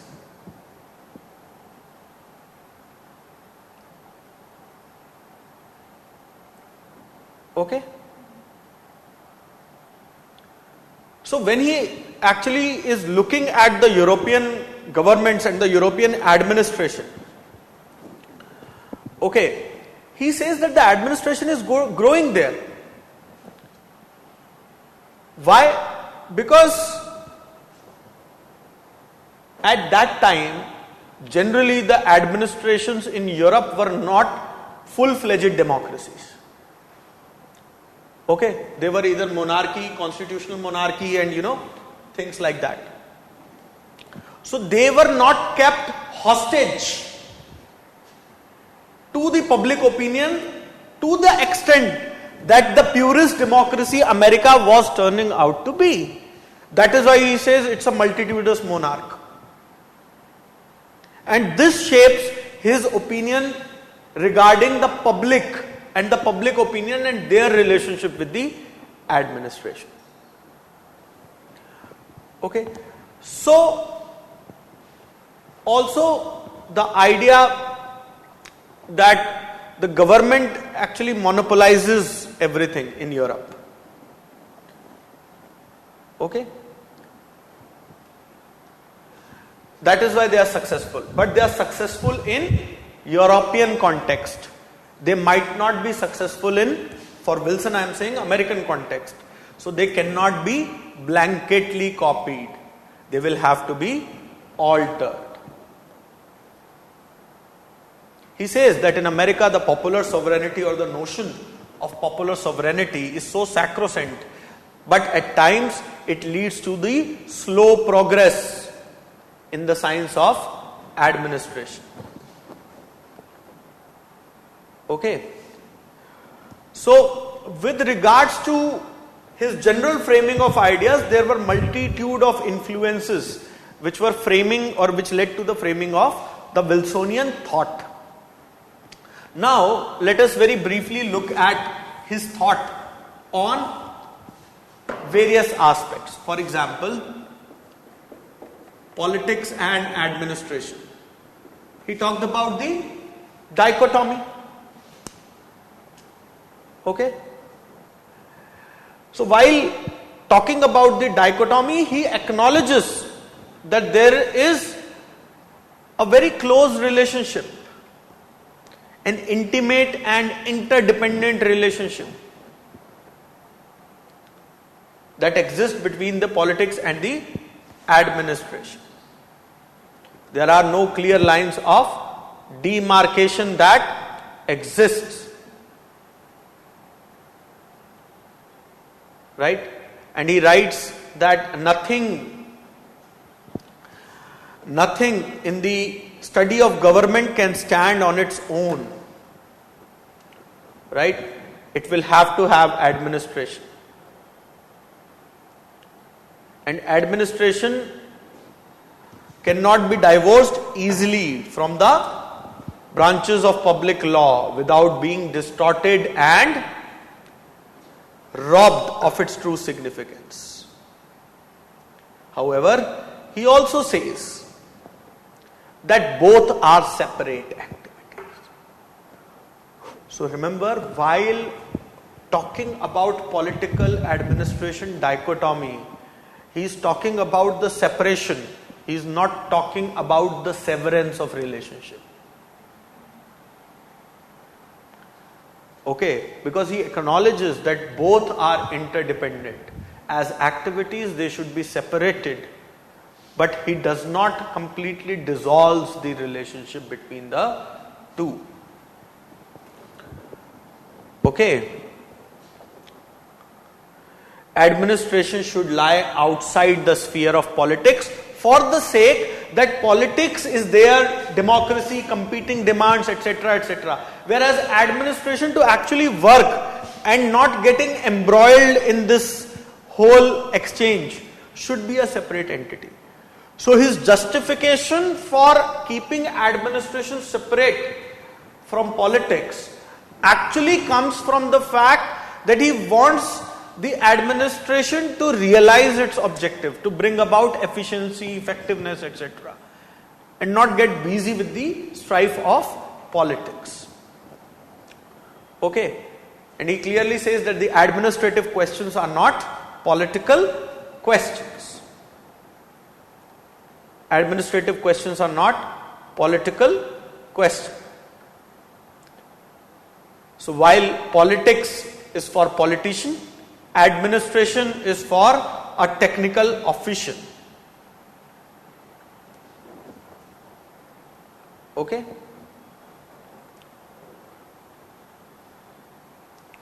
So for bureaucracy to thrive, he says, it should be divorced from the politics. So this actually shows a dilemma in the minds of Wilson. That on one hand he is talking about the relationship, the intimate relationship that the politics and the administration have and enjoy. At the same time, he is talking about the separation. So that shows the dilemma that Wilson actually moves through.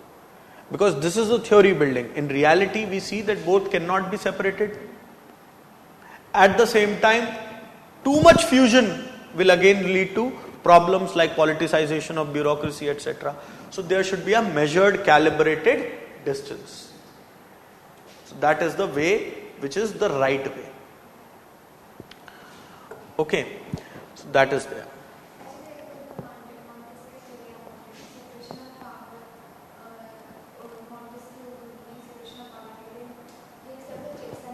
Right.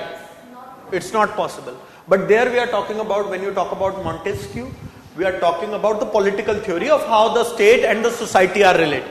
But here we are talking about the state as in the policy echelon and the administration, the implementation echelon. So the context differs, the principle remains the same. Right, very good. Okay, are we following this, friends? Saurabh, Anay, have we got this? Multitudinous monarch, yes. Have we got this?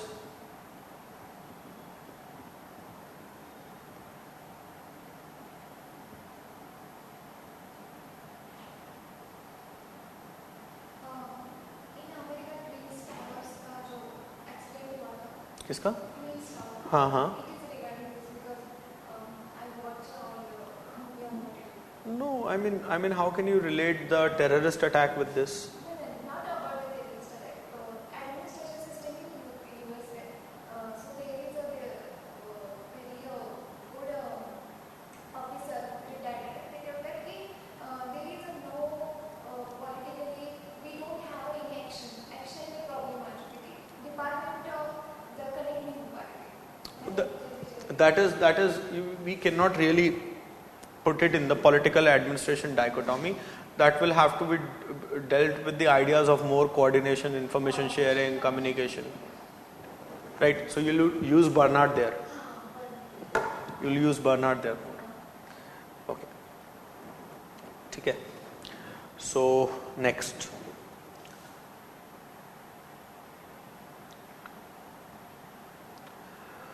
Now there is a very interesting take on public opinion.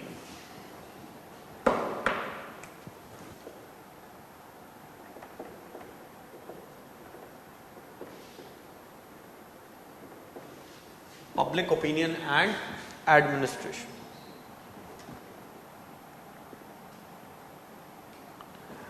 So Wilson says that the public opinion should be like an authoritative critic.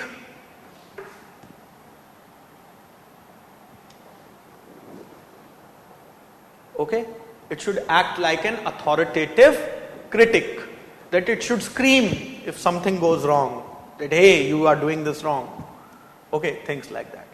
But there is also need to guard that the public opinion should not become meddlesome,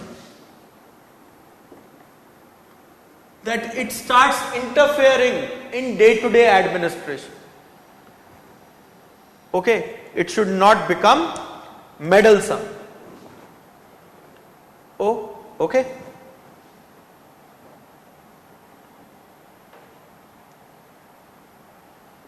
Also, public criticism is something that is vital and an inseparable part of any democratic system. So there should be avenues for rational public criticism that must be there, but at the same time not to the extent that they unduly interfere with the administrative processes.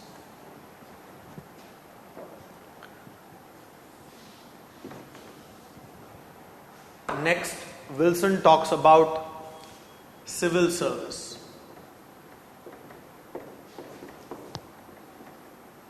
Reform, need, etc.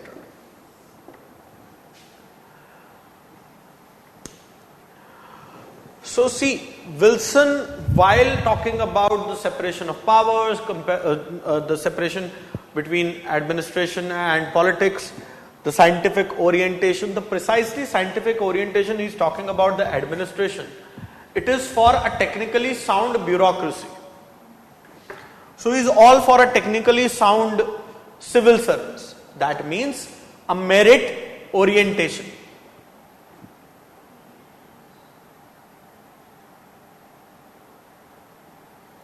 At the same time, because he advocated the concept of dichotomy, he wanted to prevent the bureaucracy from acquiring the elitist orientation and creation of a new layer of a bureaucratic elite, okay, who are not subject to the democratic control. Okay, so a clear distinction can be seen in a country like India, where civil service largely operates under the political executive, while in certain countries you see the political, especially that is the hallmark of oligarchies, where one people or one family is ruling, that the civil service becomes the bureaucratic elite. Okay, so precisely while he was looking at the administration essay, when he wrote that essay, and when things were coming up in America, that was the start of the reform, because separating the bureaucracy from the strife of politics. So at that time, whatever reform was there, he said it's only a prelude. It's a moral preparation for what is to follow. And therefore, because of the dichotomy, because of the context that shaped his dichotomical views, he brings in certain value systems with regards to civil service. That is, impartial administration, a proficient, efficient administration. They should adhere to the superiors. Okay? Also, in terms of the methods of appointment, the discharge of functions, etc. So, he also is providing the ethics into the administration. And similar is the remark by Nicholas Henry or Wilson, that he actually facilitated the expansion of the ethical sense of public duty beyond the on paper conceptual confines of civil services. Okay, understood? So that was the vision of the reforms when he talked about the civil services. Understood this aspect? ठीक है? Okay. So how do we actually look at the Wilsonian ideas? That is again somewhat important. Important because when we look at the Wilsonian ideas, were they all good or were they not criticized? I mean, you find a book where the criticism of Wilson is given. मिला? बहुत मुश्किल से मिलेगा, मिलता नहीं है आसानी से.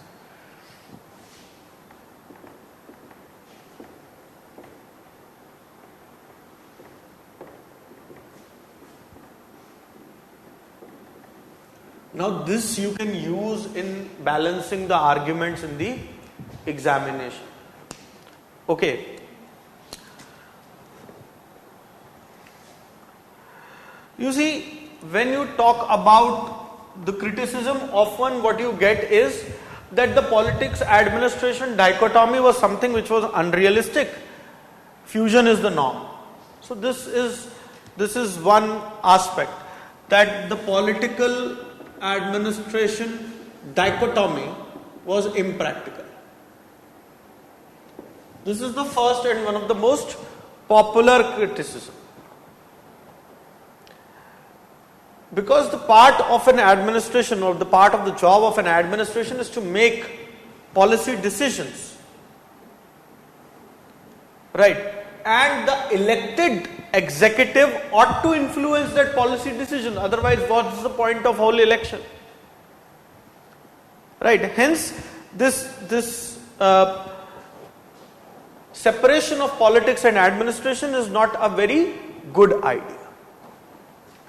Because practicality, or the needs of the practicality, dictates that they ought not to be separated. Because the permanent executive, the career bureaucrats, are not directly accountable. The elected official is the elected person, or the elected representative is directly accountable. But if you are not going to give that person a say in the implementation, then what's the point? Okay. Also, the inherent political view of public administration, that public administration does not operate in isolation, it operates in a political context or political environment. That includes, by politics it means competitiveness, bargaining of interest, right? So there will be bargaining of interest, there would be allocation of resources to varying interest. The stakeholdership is a very critical idea of political process.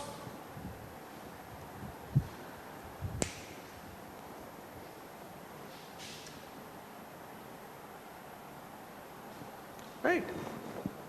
So that is there. Next, another criticism is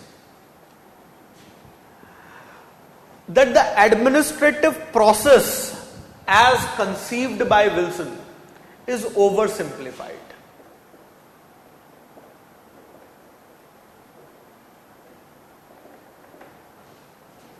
It's oversimplified. Why? Because it neglects the human factors.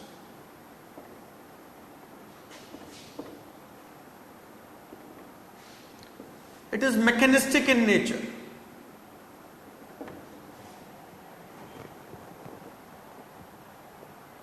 While Wilson focuses on efficiency, effectiveness, scientific management, right? But it ignores the organizational dynamics, organizational culture, informal networks. And this is more true in a heterogeneous society like India. You will have people aligned on so many lines, caste lines, class lines. So you will see that a bureaucrat belonging to a particular caste might act in bias against a particular caste member or in favor of a particular caste member, whatsoever may be the case. Also, the mechanistic nature as given by Wilson does not account for the dynamic and the adaptable nature of the public administration, which requires flexibility and innovation. Next, lack of emphasis on public accountability. You see, it is coming again from the dichotomy itself. When politics and administration is getting separated, the politics is accountable to the people through the democratic means, right? Elections, other means. When you have a separation here, how will you ensure this accountability?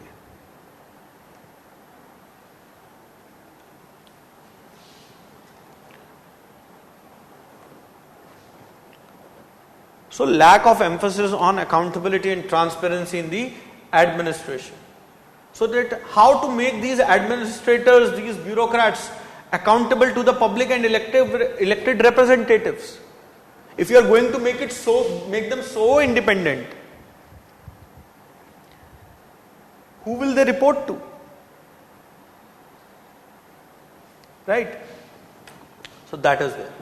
Also, Wilsonian ideas, if you look at, they were formulated and they get crystallized in the late 1800s and early 1900s, and they were, not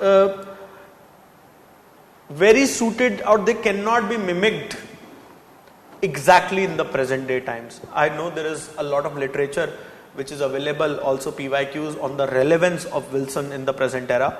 So I'm not touching upon that. I'm touching upon the critical appraisal.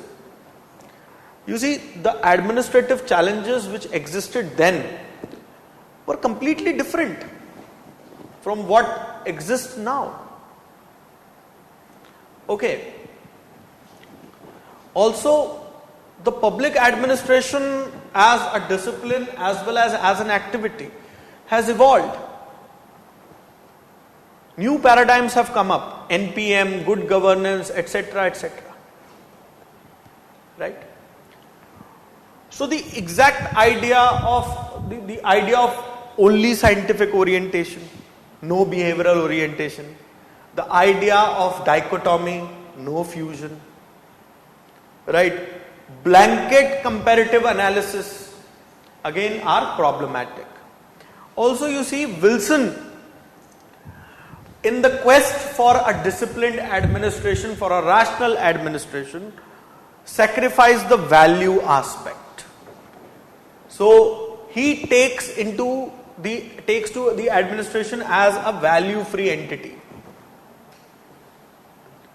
So he has clearly not paid attention to the ethical and normative dimensions of public administration. So this is largely the criticism of Wilson. Understood? Has everybody understood, friends who are watching us online?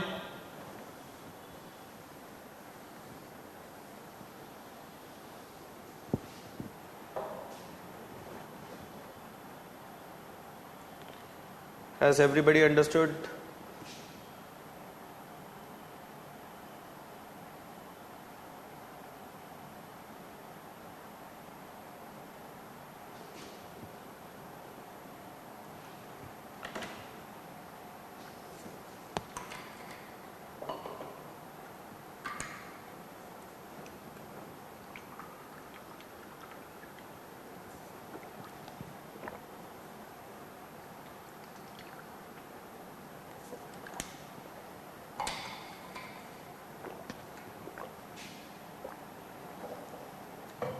अच्छा, bureaucratic elite वाला point समझ नहीं आया.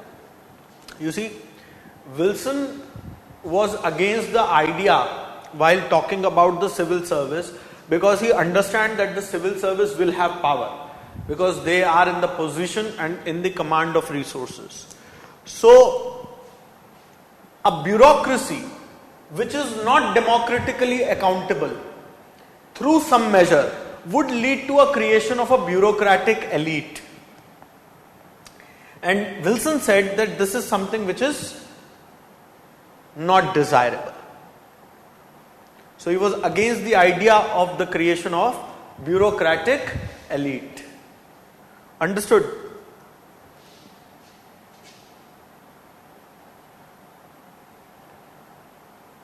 Understood, Saurabh?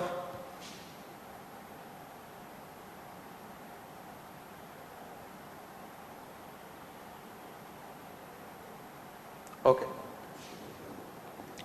Now I want to draw your attention towards another very important idea or topic that I wanted to take up. That is the positivism. Okay.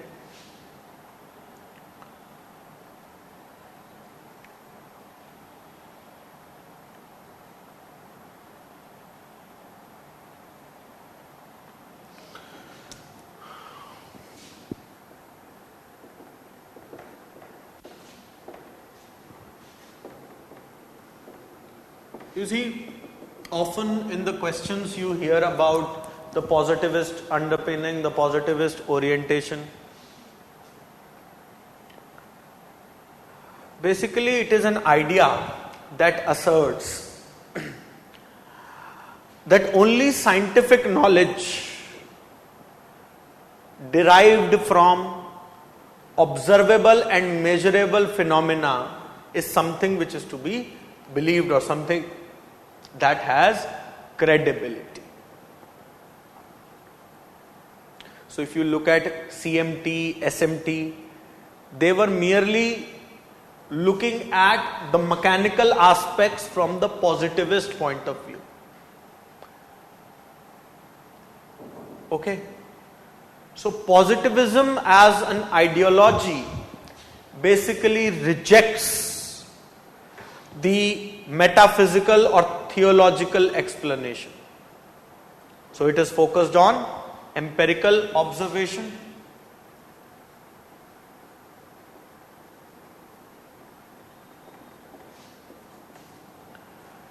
scientific approach,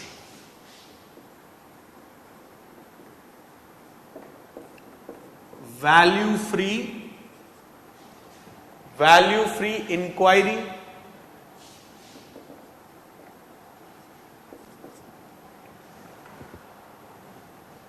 theory, hypothesis, and testing philosophy.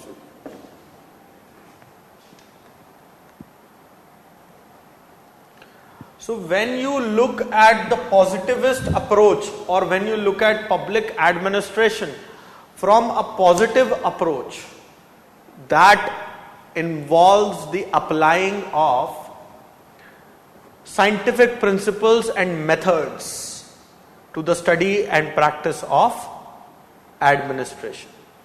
Why? To improve efficiency, effectiveness, accountability, etc. So if you look at the positivist approach, the idea actually starts in a big and formal way from Wilson himself, when he talks about the separation of politics from administration to create a professional and efficient administration.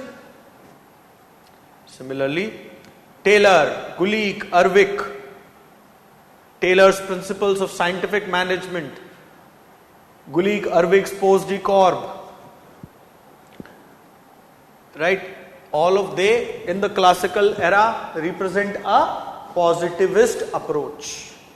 If I look at today, present reality, the evidence-based policy making, the empiricism, outcome orientation, the empirical research methods like statistical analysis, case studies, program evaluation and monitoring, all of them are what? They are the manifestation of the positivist orientation in public administration.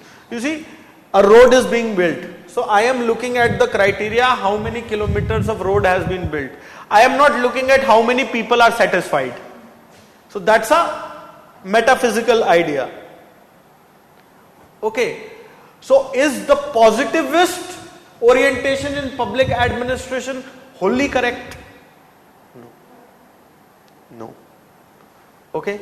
Similarly, if you look at the positivist orientation, you find that in the Simon's bounded rationality model as well.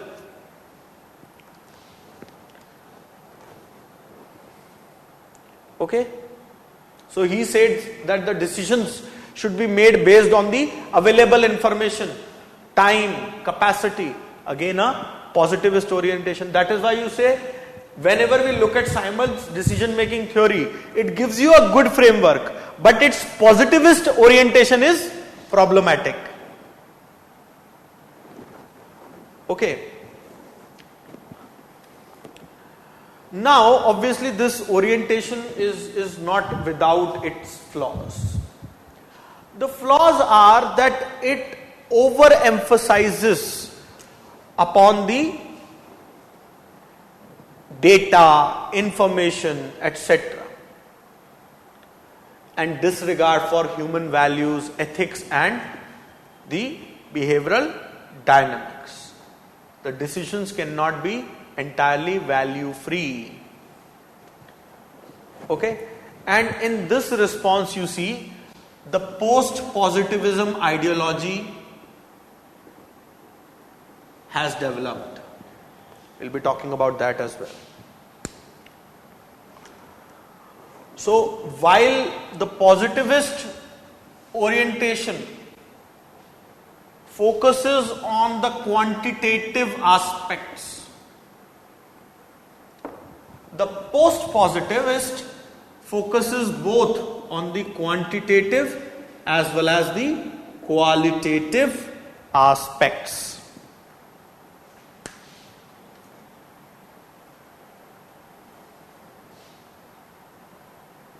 So all you see that big data, performance based budgeting, those are positivist products. समझ में आ गया?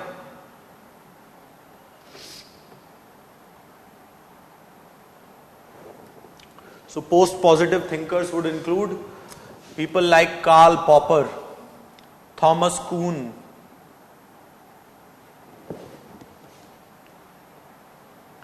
so in policy making and in public administration, we actually use the post-positivist ideology in policy analysis that leads to a far more holistic appraisal of policy and administrative quality, efficiency, effectiveness. Also, in the participatory mode of public administration, the post-positivist view helps because it keeps the stakeholders and other actors as a part of the administrative process. Okay, so that is there. Now draw a brief table that I want you to have. See, a direct question on positivism is unlikely, but the point is you can use this approach in connection to various things the way we were talking. Okay, so this is the positivist, post-positivist.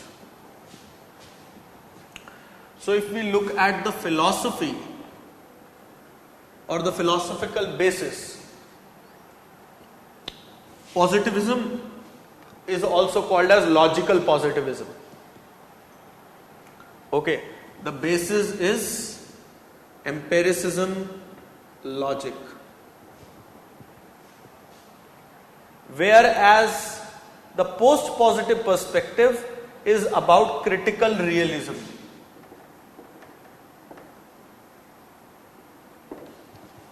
Critical realism. Right? If I look at a positive perspective, I can say scholars, Wilson, Taylor,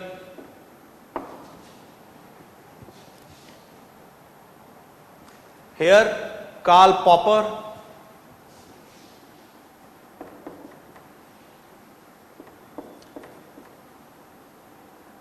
Thomas Kuhn, Kuhn, not An.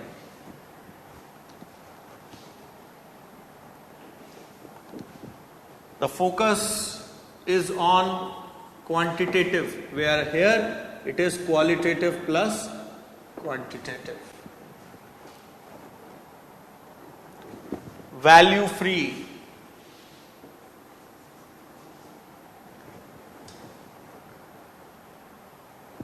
Value laden.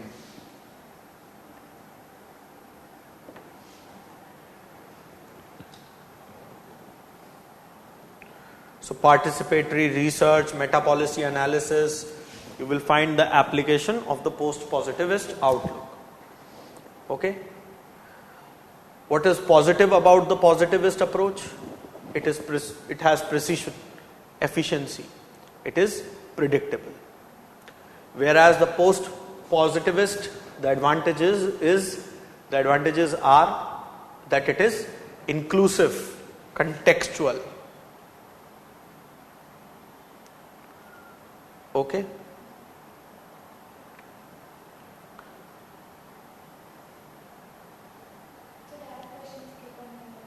क्या? Direct question will not come on positivism.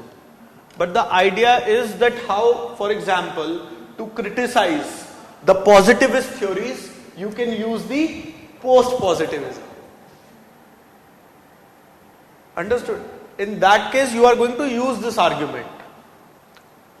So it will provide somewhat heft rather than just a general sort of a argument. Okay, so that is the idea. One more thing that I want to bring about is the idea of interpretivism. You can use these ideas to basically make arguments in the answer with your standard, Bernard, Simon, Taylor, Wilson. So that will elevate your answer, that's it, nothing else. That is interpretivism.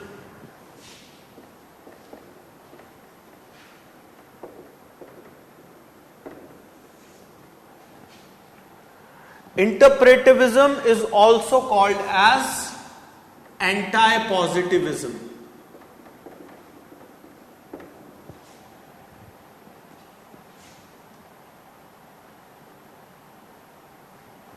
It basically believes that objectivity is impossible. It says that the positivist theory actually assume things to be 100% objective and the world as it exists based on whatever appraisal, the data, the information, etc. they collect. Okay. So while the positivism is based on the study of facts and gathering physical evidence, it is related to the scientific view of the world as it is there. Okay. So they say that, interpretivism says that this kind of objectivity, or which is perceived as objectivity based on observation, is impossible. Okay? Because without gaining the subjective knowledge, you cannot know about the details. You cannot know about the depth of the issues. And hence, he talks about the interpretivism talks about the qualitative analysis. Okay? For example, not just how many males or how many females are there, and you do a survey and you find out the gender gap. Right? This would imply a positivist orientation. But how many of them actually want to have a boy or a girl as their child? That would go into a level deeper, reveal the status of the society. Okay, so detailed interviews should be conducted. Rather than just the quantitative analysis, qualitative analysis should be made with less number of people, with questions like yes or no. So that more, information it emerges. So while the positivist orientation would be scientific, empirical, quantitative, the traditional approach would be an experiment or a survey. The interpretive orientation would be far more ethnographic, qualitative, participation based, observation, depth interview. Okay? So that is there. So that is the difference between the positivism, anti-positivism or interpretivism and the post-positive approach. Okay, so that practically ends our session for today. There's a spillover, the impact of liberalization or globalization, etc. We'll take that up in the next session, right? And that is how we intend to move forward, right? If there is anything, if you have any doubts, you can ask. But the session is not over yet. I am going to give you certain questions which you have to submit it to me, right? I gave the format in the starting, ma'am. You might have missed that format. So just watch the session when you go back for first 10-15 minutes. Okay. So the questions are going to be simple. You want me to write them on the board or you want me to dictate them? Dictation would do? Okay.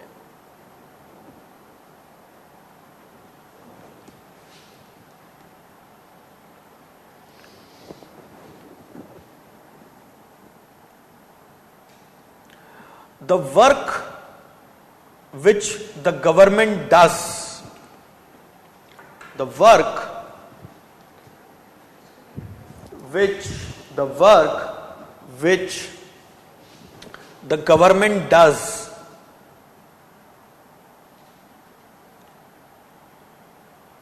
to give effect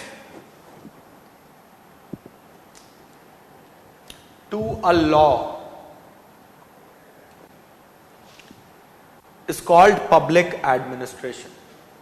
Is called public administration. This statement has been made by Walker.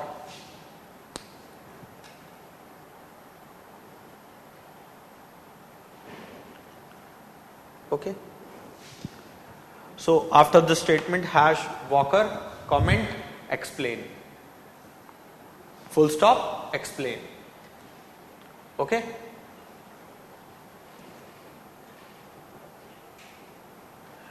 So try and attempt this as a 10 marker,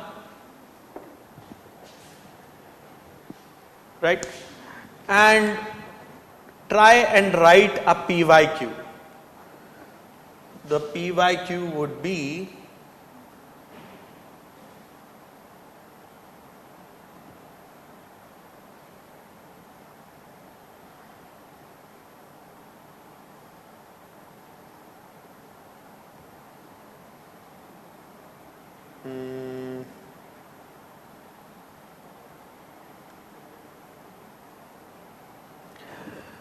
within quotes, if there is ever to be a science of public administration, if there is ever to be a science of public administration, it must derive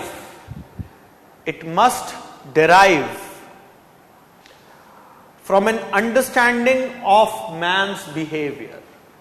From an understanding of man's behavior. Those of you who are watching online and haven't really seen the initial part of the session, please do it, because in that I share how you can send those answers to me. Okay? Man's behavior, explain. These two questions. Take this also as a 10 marker. Okay? Understood? Alright. So before we close the session for the day, any queries or doubts?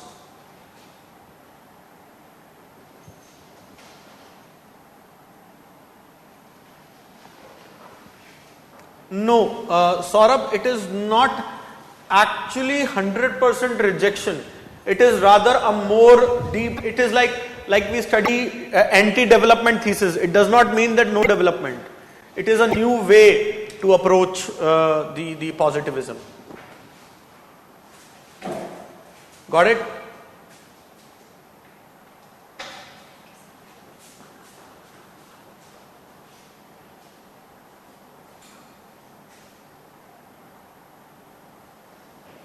Understood, Saurabh? Alright, so let's end today's session. Okay. If you have any doubts, you can ask me. Alright, okay. Take care. Bye-bye.